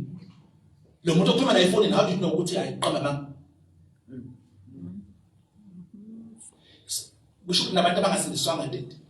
Anthi umoya womuntu udalwe uNkulunkulu yabo. Lesi nabantu abangasindiswanga the same thing kangakanani kusindisiweke. Kangakanani kumele yethu.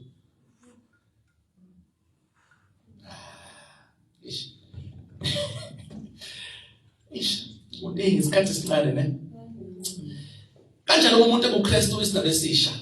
Okwakuqala kudlulile bheka sekuvele okusha. Lo moya lo umusha. So lo moya lo akukho umunye umoya uzothola lo moya omusha ubuye manje onezolini. Amen. Angeke uthole ezolini akaziqala. Ekuthola lo moya lesidala esisha lesesibuye manje isona sezolini.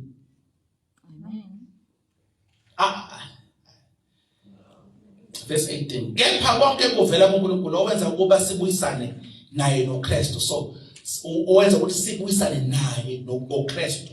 So siqhubeke. Wasinika inkonzo yokubuyisana. So wenza ukuthi sibuyisane naye noKristu, wabese wasinikeza inkonzo yokubuyisana. That's why sezweni ukuvangela kwethu ukushomela abantu sibatshela ngoKristu, bese uKristu kubo ngokubathanda. So senza inkonzo yokubuyisana. Okuyinkonzo yabo bonke abazalwane. Amen. Enithi banayo kakhulu mhlawumbe songathi umvangelike. But inkonzo yabo bonke abazalwane. Umvangeli angeke emamzonde afike emsebenzini vuyo.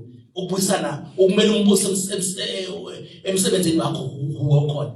Ntobuza ikhona impasada. Ikhona impasada ikhona lapha nje bani village. Ikhona impasada sinayo village. Ikhona inxosa. Ikhona inxosa likhona yini. But yeah, system.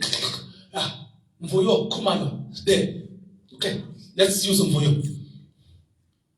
Bakhona bombuso omnyama, don't get it Tuesday nina. Nina. Ama altar akhona but umuntu uzobhesa ukuthi altar akhothela laziyo alisebenzayo akhothemelana. Yes. Wakubona ukuthi emsebenzini akukhuleka. Uqala ukuthi ukukhuleka uzobona khona abantu ngale ngazwani nabo. Khona abantu azoqala bangakukhulumisa. Khona abantu baqala bakukhombisa attitude. Because lento yenzayo it is a signature of umbuso okuwo. Wandisa ukukhanya kule ndawo enikuyo. And you break amandla kumnyama. Oh no, you get no to. Amen. What is life? It's best God. But anyway, angafakaza mamandlela esikoleni khona isikhathi siyakhuleka khona abantu abagxekayo uhleza ethi baba sibuye lento la mayithola ithuba khona abantu maniqala umkhuleko hayi umkhuleko wani khuleka makhaya khuleka la emsebenzini ngobani kodwa masingathiwa asibe nebheshe every Friday yakho xezisha akukho sibe inyama sisenze kanjani ya right no sesibe kanjalo kumele sivelexe akunankinga you know mbuso yezwa kahle yeah ngoba uNkulunkulu ekuKristu wenza ukuba izwe libuyisane naye uNkulunkulu ekuKristu wenza ukuthi izwe libuyisane naye now ngishilo ukuthi ke ukubuyisana kudinga abantu abawuthumo uNkulunkulu ngokwakhe usebuyisane nezwe ngani ngalento Jesu ayenzile izwe akabuyisana noNkulunkulu umuntu ongavuka ukuthi Jesu kusomsindisi wasinikela Jesu akabuyisana noNkulunkulu and then sadly uyoyephutshiswe lithi uJesu akezanga uzohlulela did not come to condemn first visit first arrival akazanga bese kuzobuyisana. Masebuya akasazi kuzobuyisana ke. Ufike nje ngemvu masebuya ube nje ngebhubesi. Because manje kuzobuyisana uyenzile. Wayishare aqhubeka namanxusa nosaboti nokukhanya ababizile. What you come I'm gonna use you. Okay. Wena ngizokutshela kuphi mezaneni no Avela. Trust me kuyasiwa. Ama devil worship abathaka bayazi ukuthi abantu basindisiwe. Bayakubona wena usiboni wena. Bayazi imark mangakusindisiwe nalo moya ongcwele kunako lokukhanya lenkazi bona bayayibona ngokabona. Abantu behla kamoya bese khona abapikini nangazi lutho. Bese khona nababelehla kamoya yakhe. Bayazi lo one of them. Okay, khanya bangakhe bawu5 la. Okay, singabathagetha kanjani lapha? Singabalinga kanjani? Lento yabenciphisa sifuna ba-paralyze bangakwazi uku-operate ukuba active la. Babe present kodwa babe ineffective. Abakwazi ukwenza lutho. Oh, Nkosi yami. Anami ngithule ukwayila. Nesi ukwayila bem. Ngithumela lafana nayo mshela. Keep it busy. Bakilila ngasemhle. Sicela bese-student esoda sokhuleka. There's an opportunity. Avela. Kanti befadile naye. Namethuba livulile. There's no one to stand. Yabona ke? Amen. I-agent. Lele agent ayikho position. Kodwa umbuso wazi ukuthi khona umuntu otshaliwe kuleyo ndawo uzomela.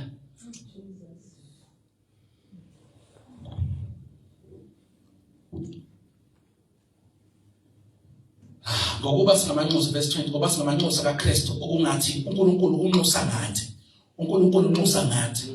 uNkulunkulu unxusa ngathi. Moya ongcwele unxusa ngathi. uJesu anxusa zonini nalamhlabeni uNkulunkulu unxusa ngathi. uNkulunkulu Holy Spirit help me to pray. uNkulunkulu unxusa ngathi. Siyalincenga esikhundleni sikaKristu. Kristu sezulwini simela yena siyancenga endaweni kaKristu. Siyancenga esikhundleni sikaKristu. Buyisanani noNkulunkulu.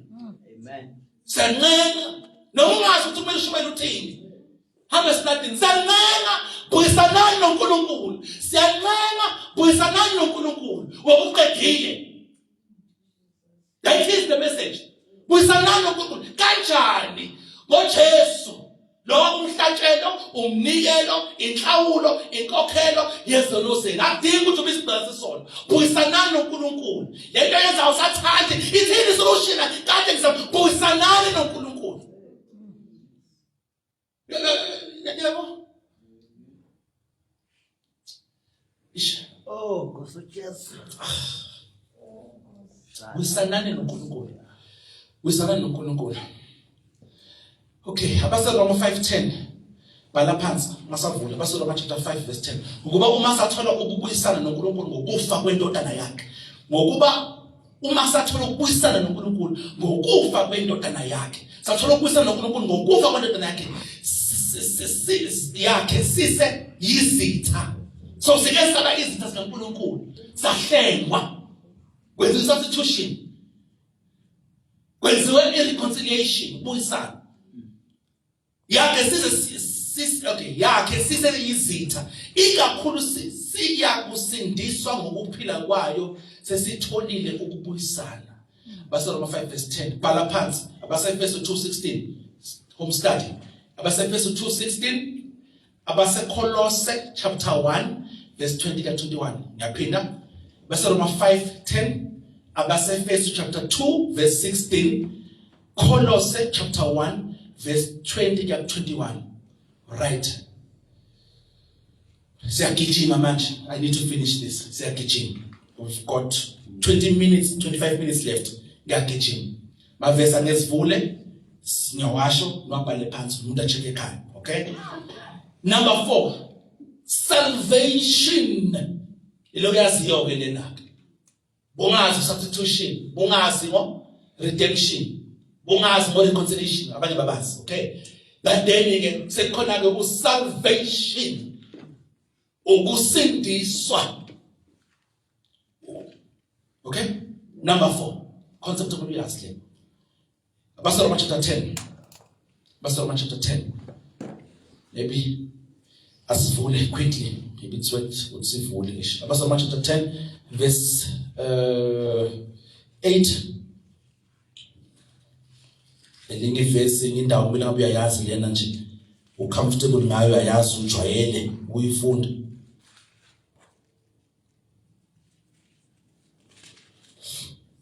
Start at verse 8 khona into emele siyilungise lapho.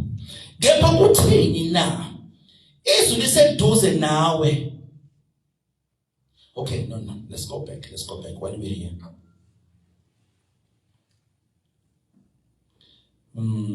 Verse 6 chapter 10 Pastor Matthew said verse 6. Kepha ukulunga okuvela ngokukholwa kusho ukuthi ukulunga imele sichaze le ndinga usuku lalodwa lelokulunga and they will give it today wesikumele ukulunga okuvela ngokukholwa ungasho ngenhliziyo yakho ukuthi ngubani ozowenyukela ezulwini na ubani ozokusiza ubani ozowehlisa uJesu akuwesho uJesu bela uthi ungasho ngenhliziyo wesi ngomlomo ubani ozomsiza uphi uJesu awusho uJesu bela uJesu shabafundi ngiyahamba ngiyakubaba kuze umoya ngcwele ezoqhamuka uthi la ungasho enhlizweni yakho ukuthi ngubani ozakwenyukela ezulwini na okumuthi ukwehlisa uKristu. Verse 7 ngoba ngubani ozakwehlela kwalasha na ubani ozenza samnyuse ubani ozaphezulu abehlise uthi ungalingi khuluma kanjalo but nayi solution uthini okay okungukuthi ukukhuphula uKristu kwabafileyo. Verse 8 kepha kuthini na izwi liseduze nawe. Yini liseduze nawe? Yini liseduze nawe? Lezwi leli lingenza lento uKristu beyenza. uKristu le phezulu. Lezwi lakhe lingenza lento ebeyenza elasabili. Negama lakhe. Ngibingelela sibele egameni futhi. Abe parliament uthi ngize ngimoto Ramaphosa bathi ubani uthi nginkosi nathi wakaTrump sibona. Athi wakaTrump. Lelo gama lelo lizobenza basheshe bakunake bak-attend because igama liyavula izinto lezinto ezenzeka into engekho. Igama lakhe. Amen. Igama likaJesu kwazi ukwenza yonke into uJesu benza salamhlabeni. Into engawalikhona igama. Awukakholwa amandla esegameni. Lento yenza kaPetro izenzo 3. Wathi igama lakhe nokholwa emandleni asegameni lakhe. His name and faith in his name. Shojani. Ungaqala ukholwa igama you become dangerous. You become dangerous. Igama sikalikhona. Siyazi sisethe njenge magic thina. Yabo njenge magic. Yabo sisabaqala sithukile yabo. Yabo ususahlala uphinde futhi usho uwenza amahlaya futhi. Yabo uphinde futhi wenze ifunga ngalo futhi. Konke lokho kuqeda amandla phakathi kuwe. By the time kudingeka amandla egama awekho. Because awuthembi. Ubani wakathatha isikhathi wafunda ngegama likaJesu uthi ake ngisearche onke amavesi akhuluma igama likaJesu. Wasithatha isikhathi akwengifuna onke amavesi. Download i-app efonini asomnandi manje ngoba efonini manje into bezibedinga ukuthi ema-library uye kuma-internet cafe 10-30 minutes when you can do la efonini la ngedatha ngibuka ngalo. Inkomo lezi ngiyibuka.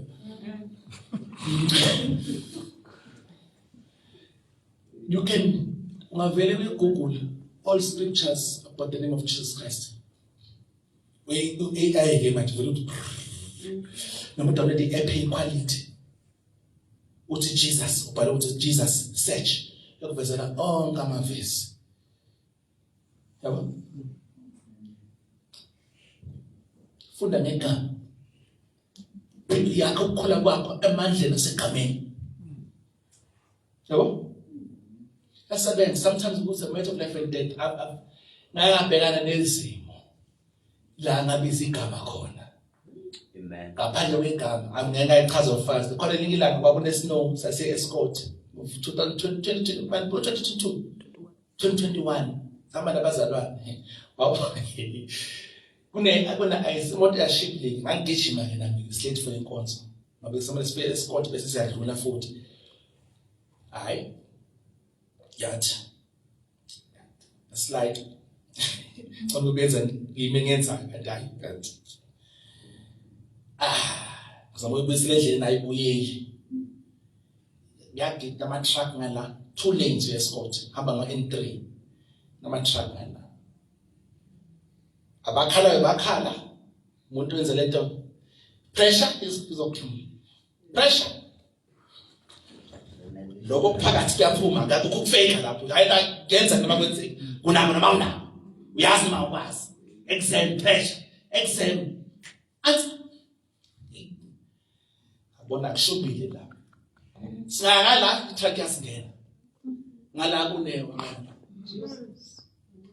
athi Jesus yathi 1 2 yayipaka eceleni komgwaqo yayikhipha yayipaka like wacabanga ukuthi simile siyibelethini azange limali endawo yayipaka yabheka le yabheka iqhaqa yabheka oncoming yayipaka outside the yellow line yayipaka yona abahayizile sebahayizile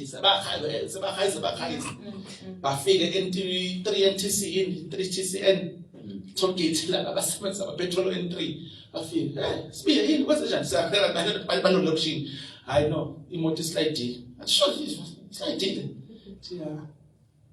I know okay but indimo says ningasidonsa lesi right kodwa yabo because manje asikwazi ukubela kuncoming sekunzinyana manje yabo bese busy sekuneslow thatha ngcono basikhiphele ngala sesibele ngombe bese silate vele but lelo gama realign the car right realign the car ngabuza abantu ukuthi asakwazi nabo abantu abanye sebantu basathi hamba nabo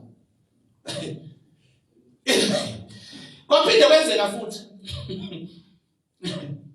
akazi ufa bekufuna abantu kwaphinde kwenzeka but sami ngihamba ngedwa ke ngiya sithi umudlula udlula eBrahman Hill uqhubeke khona linye iplaza ngiyahamba la khona kunodaka yaphuma out of control same thing akukho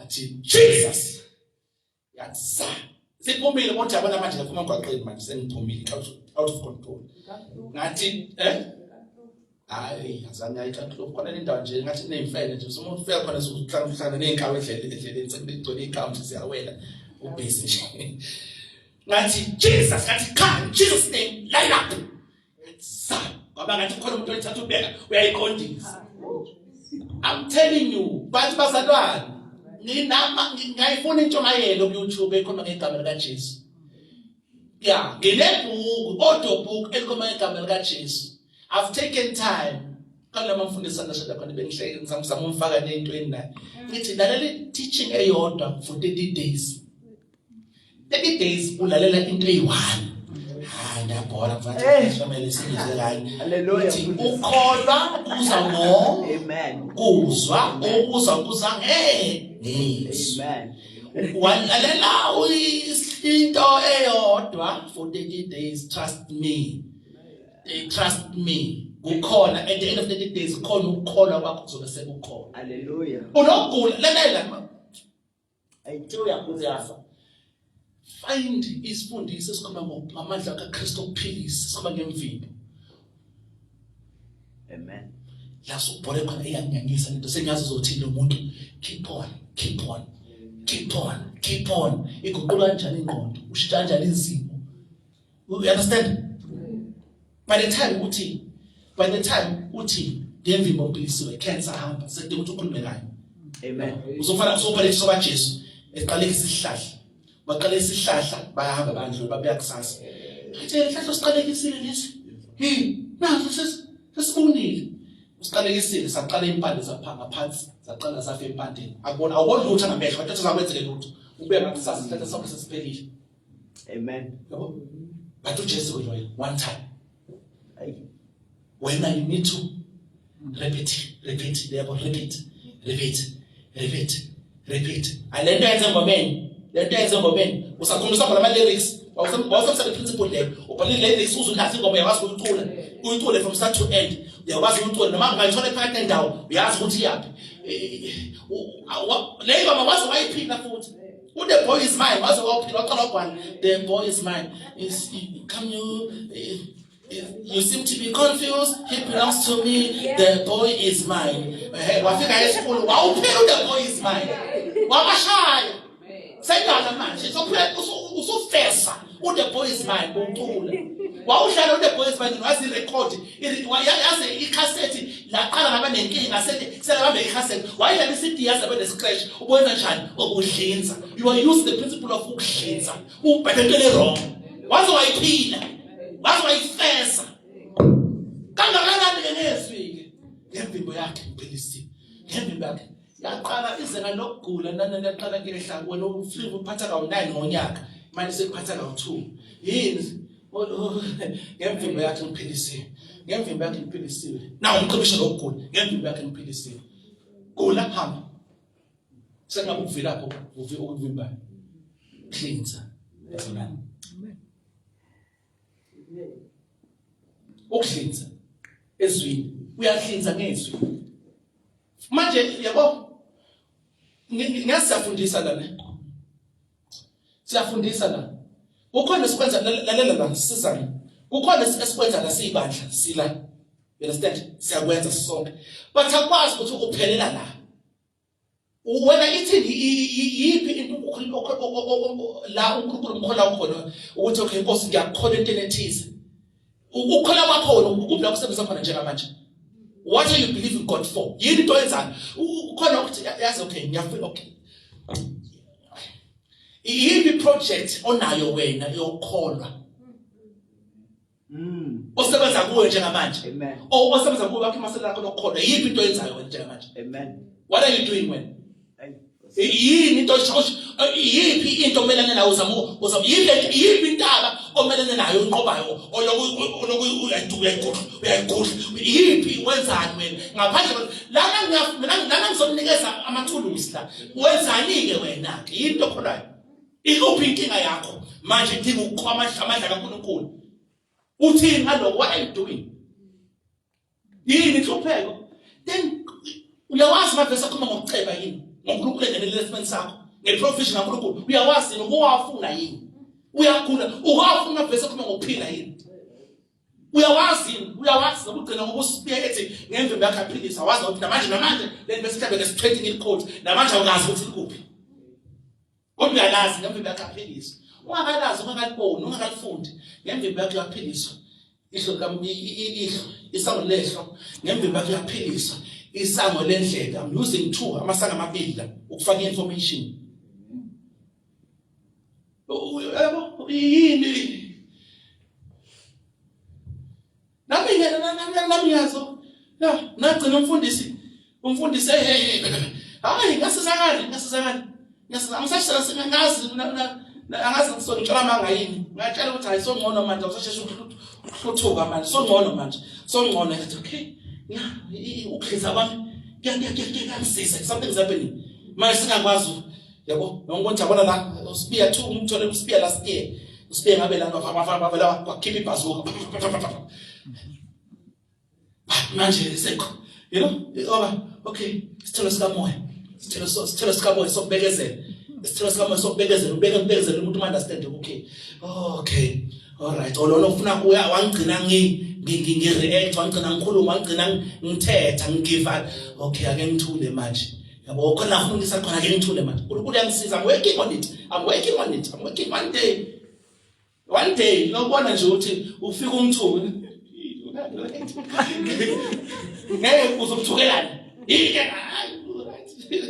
ngiyangisiza ngiyayinza thando ngithola teaching koma ngothando okay thando okay khona audiobook enama audiobook bazalana marafoni lethe amafoni sinifakele ama audiobook lale ngawo lala ngezwi mina mangaba ngilalela iBhayibheli elithize iBhayibheli khona incwadi ekusweni ilalele repeat anginankinga ukulalela into eyodwa the whole day because ngiyawazi amandla okuphinda into eyodwa. That's how you get transformation. Amen. Hayi la namhlanje ufuna namhlanje angifuna ngesithelo sikamoya ufuna ngesasi hayi ngifuna ukubeka Jesu ufuna ngisho wena wena angisho la kusaza labadlini ngisho wena kusasa all over the show ufuna basa 7 ngeviki elonto akukho phambili No, akukujulele lapho, akukujulele. Ayikho into ebambile. Ayikho into ebambile. Focus on one thing. At least 21 days. One thing. Somebody say one. Le nyanga le ngifunda ngothando. So hlisa kwamavesi akhuluma ngothando. You will see. I will see. Uyokhumbula kalula, liyokulawula, liyokhuluma nawe ivesi. Uthi afuna ukuphendula, vele livuka. Vele livuka. Uvula ibaba sathi Umtshela kodwa lezikile phaya ngiyaphila lakhona lakhona. Yaqala manje lakushintsha. Ufuna umgcwele for 21 days. Kanti umgcwele. Hayi manje uthanda Tuesday khaba kaJesu. The Thursday is the postgamo. Friday ufuna ngoEsther. Ayikho into ebambile. Ayikho into ebambile. Hlala. Amen. Yes, what? Nenza ama tips izinto ezokusiza ukuthi ukhule. Uyazi inkinga yakho ubhekene nayo. Thola intshumayelo ekhuluma ngale nto leyo. Yeah. Uzokuqala ingqondo. Simple. Uzobona amandla Yesu. Amen. Okay? Amen. Yeah. Khathalekile. Angikhathele manje ngezwe. Sisindisiwe, sindisa umoya wakho usindisiwe, umphefumulo uyasindiswa, umzimba uzosindiswa. Sengadlula, singapherusi. Umoya usindisiwe, umphefumulo uyasindiswa. Ubani umsebenzi wabantu ukusindisa umphefumulo? Ingakho sihluka ke yonke ihlukanisayo ke leyo. Sonke sithola uJesu oyedwa, umoya ongcolo owodwa, sathola izelodwa. But ukuthi uJesu simveza kangakanani? Impilo kaJesu siveze into si manifesta siveze uJesu kangakanani? Amen. Indawo la battlefield of the mind. Impila. Uthatha lakushaya ngakusatha uzala. Uza from la ufuna ukulawula la. Ufuna uvumelana naye. Impi yabo dikali iBhayibheli kuqula la. Ula uthi ukuqala ngasho ngisasho namanje. Same principles to ukukhuluma ngayo. Into angisiza nje. Ngathi mangisindiswa. Angibuka yabo 341 nangobuka ngangibhorekele she ngihlele ekhaya 6 months. Angivuka whole day ngiyavuka ngiyaklina kodwa ukuklina buku 341. Angibazi bonke abashona ba 341. Ngenza my notes. Cabanga ke every day ubuka intshumayelo from about 10 ekuseni to about 5 ntambama. Bazi babuya emsebenzini esikoleni. Every day, 5 days a week. And the Guru Yanaka.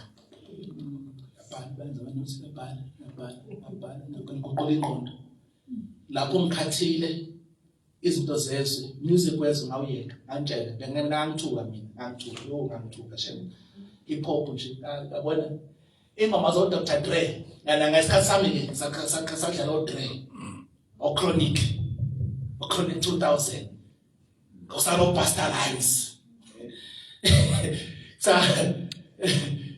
yeah ngangithanda hip hop ngangithanda ne-R&B ngithanda R&B old school music ngithanda but masindiswa I cut off kuze ngingathi ngabhala i-R&B ifika lapha ngiyabhala ngafika lapho uTupac ufika lapho uTupac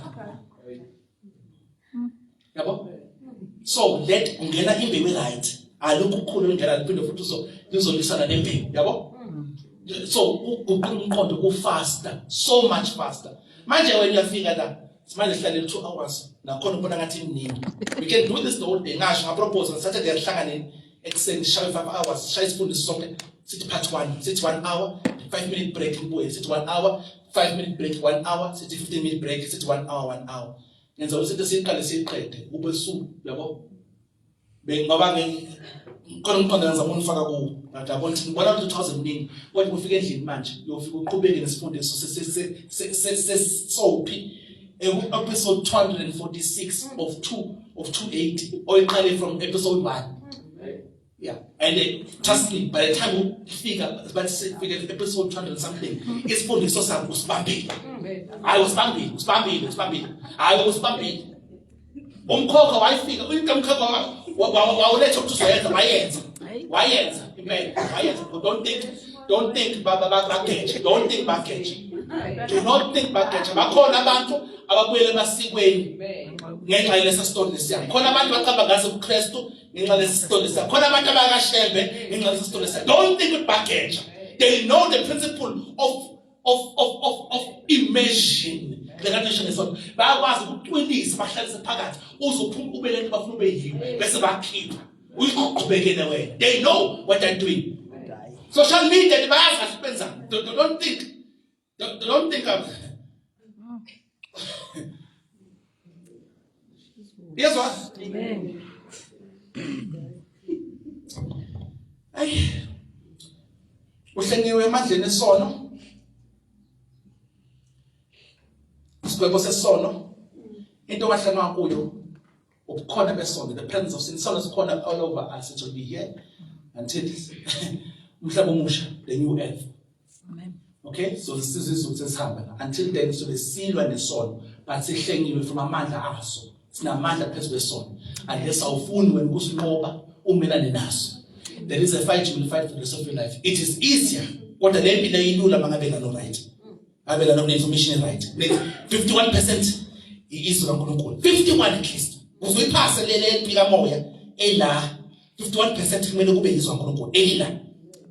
Ngabe enye into hayi impilo yakhe ngalapho. Impilo yakhe ngalapho. Ngangithi anga TV akusona isona ngabe namanga amavesi but akuthiwanga television for nothing. Yeah, television. You have to make sure ukuthi andoni into evamile la. But sometimes let's just ukuhlukanisa last iviki nje ngengaphuma Facebook manake last service benayo bekusebenza ifona bamfundisi lapha ngathi ngicela ukuphuma ngihlukanise angisakwazi ukuzo kahle uNkulunkulu I feel the repeat and ngi distracted ngathi ngiphume delete ngiphume nje just ukuthi ngibuyele la because izinto lezi ziyangena yayibona into le it's meant to keep you busy. It's meant to keep you busy. Ungabe isikhathi sokukhuleka, ungabe isikhathi sokufunda izwi. It's meant to keep you busy. Nokunye futhi sokuchaza. Ngelinye ilanga. Last two concept. Last two. Okay. Lokho sokuchaza ngelinye ilanga. Sanctification. We are done guys. Aseke mabanga ngifuna uqala into enye iqeda. Sanctification ukungcweliswa very important. Kusele no consecration ukusihlukanisa.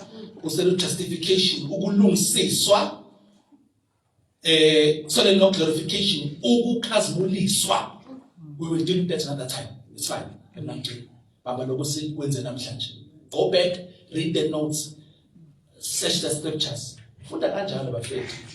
Uyathoba noNkulunkulu akaphendula ngomvuyo ela. Amen. Guys, lalela, bhala, make a note, go back and study, go back. Kufanele kwebandla leseBerea, uhlole ukuthi lezi zinto ayisho kunjalo yini. Ngathi uzobukusho umfundisi kunjalo. Don't do that. Ngathi abantu badulisa kanjalo abantu. Ngofike ngilanga namithi hayi ukuze lithi asiphathe amanzi. Ngiphatha isihlabathi segcikeni wonke umuntu aphathe isihlabathi. Ngabe sho umfundisi. Kusho umfundisi. Kanti sesenze ritual. Yabo? Ngicela nihlale sesimbhala. Ake khona ukufunda ngiyajabula hayi baba ayiphonsa khona bazali bangiphonsa ngembuzo. Ngiyathanda it's good it shows me you are studying. Manibuze kuyakhombisa ukuthi ngiyalifundiswa. Umfundisi ngihlale khona umbuzo enye ivesi. Khona umuntu angihlebele umbuzo u10 isikhathi sisodwa.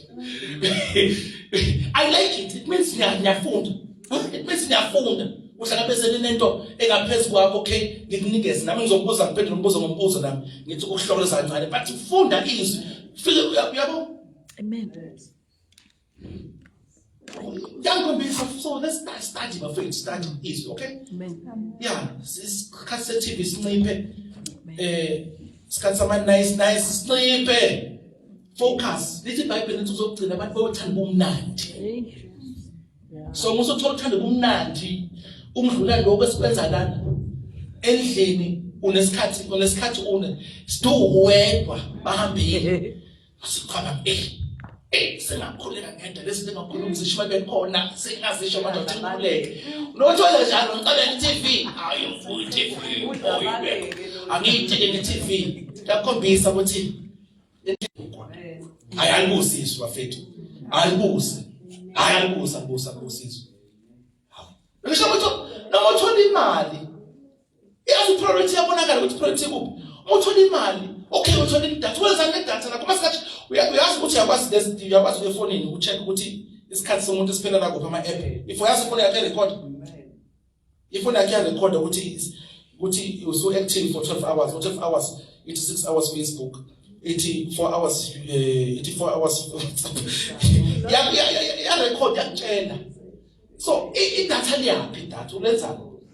Isikhathi sakho siyaphi? Imali yakho iyaphi? Amen. Ngisale nje umuntu angitshela mfundisi ngifuna iBhayibheli, lesingisi, ngize ukuthola khona iversion 2 amplified echaza kancane ngiyayifuna. Ngiyatholakala kuphi? Ngithi hayi nginayo. Ngizokuboleka yami. Unamalini? Ngithi okay qhubeka ubeke ngizokuboleka yami. Thina ube nemali yokuthena yakho. Ngilinde izinto kanjalo yazi umuntu akwazi mfundisi khona ibhuku yasinenkinga, khona ibhuku nalo nje. Okay.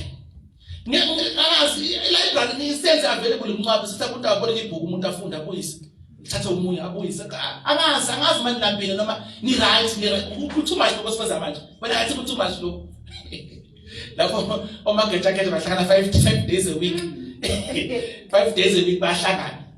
Amakhasi ahlangana 5 days a week bayakufaka bayakimesa bayakusubmerge bakubabhadisa ungene phakathi bayifaka into yakho la. By the time when ufika wazi na verse wena into yakhe ehamba uyakwazi ukudefend. Athathe ivesi alisaply kodwa uyakwazi ukudefend into yakhe engekho. Uthi too much no. Asiyazi lutho bazalwane. So singabe satisfied. Asingabe satisfied. Here's what. Amen. Let's not be satisfied. Stop be satisfied. The Tuesday usakhala ukuthi hayi hey samanje sikole isikhathi side kanje ayingeke ayisenza kakhulu manje. No. Springboard sisakubooster uzokwazi ukwenza nje lekhaya. Sifuna ukuhlela emkhulekweni. Beyibona sifuna ngikhule angifuna. Uyazi mina yazi semvana. Ngazi kanjani ukuthi ngikhulile. The lesson dinga I know. Mina angishumela ivangeli lidinga ukuthi udepende kumfundisi for yonke into. Angifunda le plan ivangeli lela. Ivangeli lakho libeka ngami ngabe ngithi wonke umuntu oseshadile la siyakuthuma. Phumla go. Sithi ngiyavuma. Go. Lithi gogoza wena vele ukushada wenisura of lithi siyaqala gogoza hamba lapha eLegitron sifaka eLegitron hamba ukufuna ibandla lapha ya. Siyashutha. Endaweni nendawo siyashutha. Siyagadana kuhamba kahle lapho. Uyayibona lapho. Angifuni ukuthi into yonke idepende umfundisi, lazi ukuthi umfundisi manje akakwenzeki. Wazi ukuthi awukwazi ukwenza wena. Umuntu uthi ngikhulula mvuyo. Funa ubufakazi. Yazi khona usisi bevuka abadala lapha yana esehayisa ngayala igama kaJesu umoya wathule. Yeah. Siyabona okay. All right. Okay. Something's okay. Okay, now we tell us of cool, something's happening. We understand authority. Okay, it's happening. And so, okay, all right, okay. Come on, para. Okay, authority, okay. Bamtuka, okay. Akafela uKristu.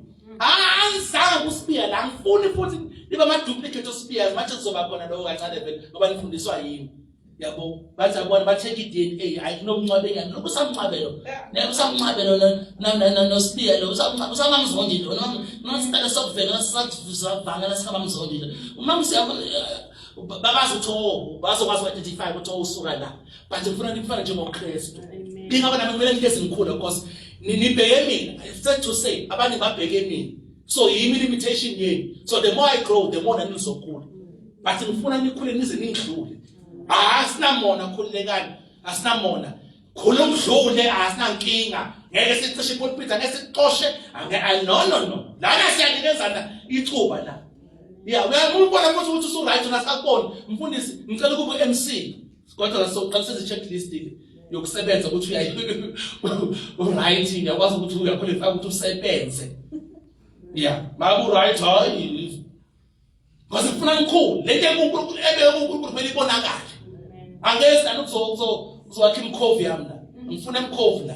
Ngifuna amaKristu. Abantu angifuni imkhovi. Uyacabanga 10 years angithusa mina mabathi saqala umuntu athi umuntu ngaqala ukuzwa lento umuntu odwa 15 years. Kuthi kahle sonke 15 years bekwenzakala ngathi. Aphi? Worship team ayiphelele bakhona abantu bazocula la. Kodwa bekho worship team. Khona abavangeli, khona abaprofeti, khona abapostoli, khona abafundisi, khona abasomabhizinisi, khona abantu banenkonzo esingazazi. Ukula ibeke kubo. Basasaba ukusasaba. Bazothini? Ngiyathanda. Ngizodlengela, bazongihleka. Khona umuntu enesayidinga lento ukula ibeke kubo bafethu say everything ukula ibeke kubo siyayidinga. Please hambe ethuneni in case you die akabuyi Jesus God forbid. Hambe ethuneni uempty. Hambe ethuneni uthule yonke into obuzele ukuzoyenza emhlabeni uyenzile. Don't die. Usafuna, usaqwela. Ngobele. Hayibo. Siphakame. Babeka mina Jesu Kristu sabonkosi. Let's pray. Everyone pray. Babeka mina Jesu Kristu sabonkosi izwi lakho. Sabonkosi amandla akho. We thank you Holy Spirit in the mighty name of Jesus Christ for your grace. We thank you Holy Spirit for your power. We thank you Holy Spirit for your mercies in the mighty name of Jesus Christ. We thank you Father Lord that uhamba nathi Nkosi.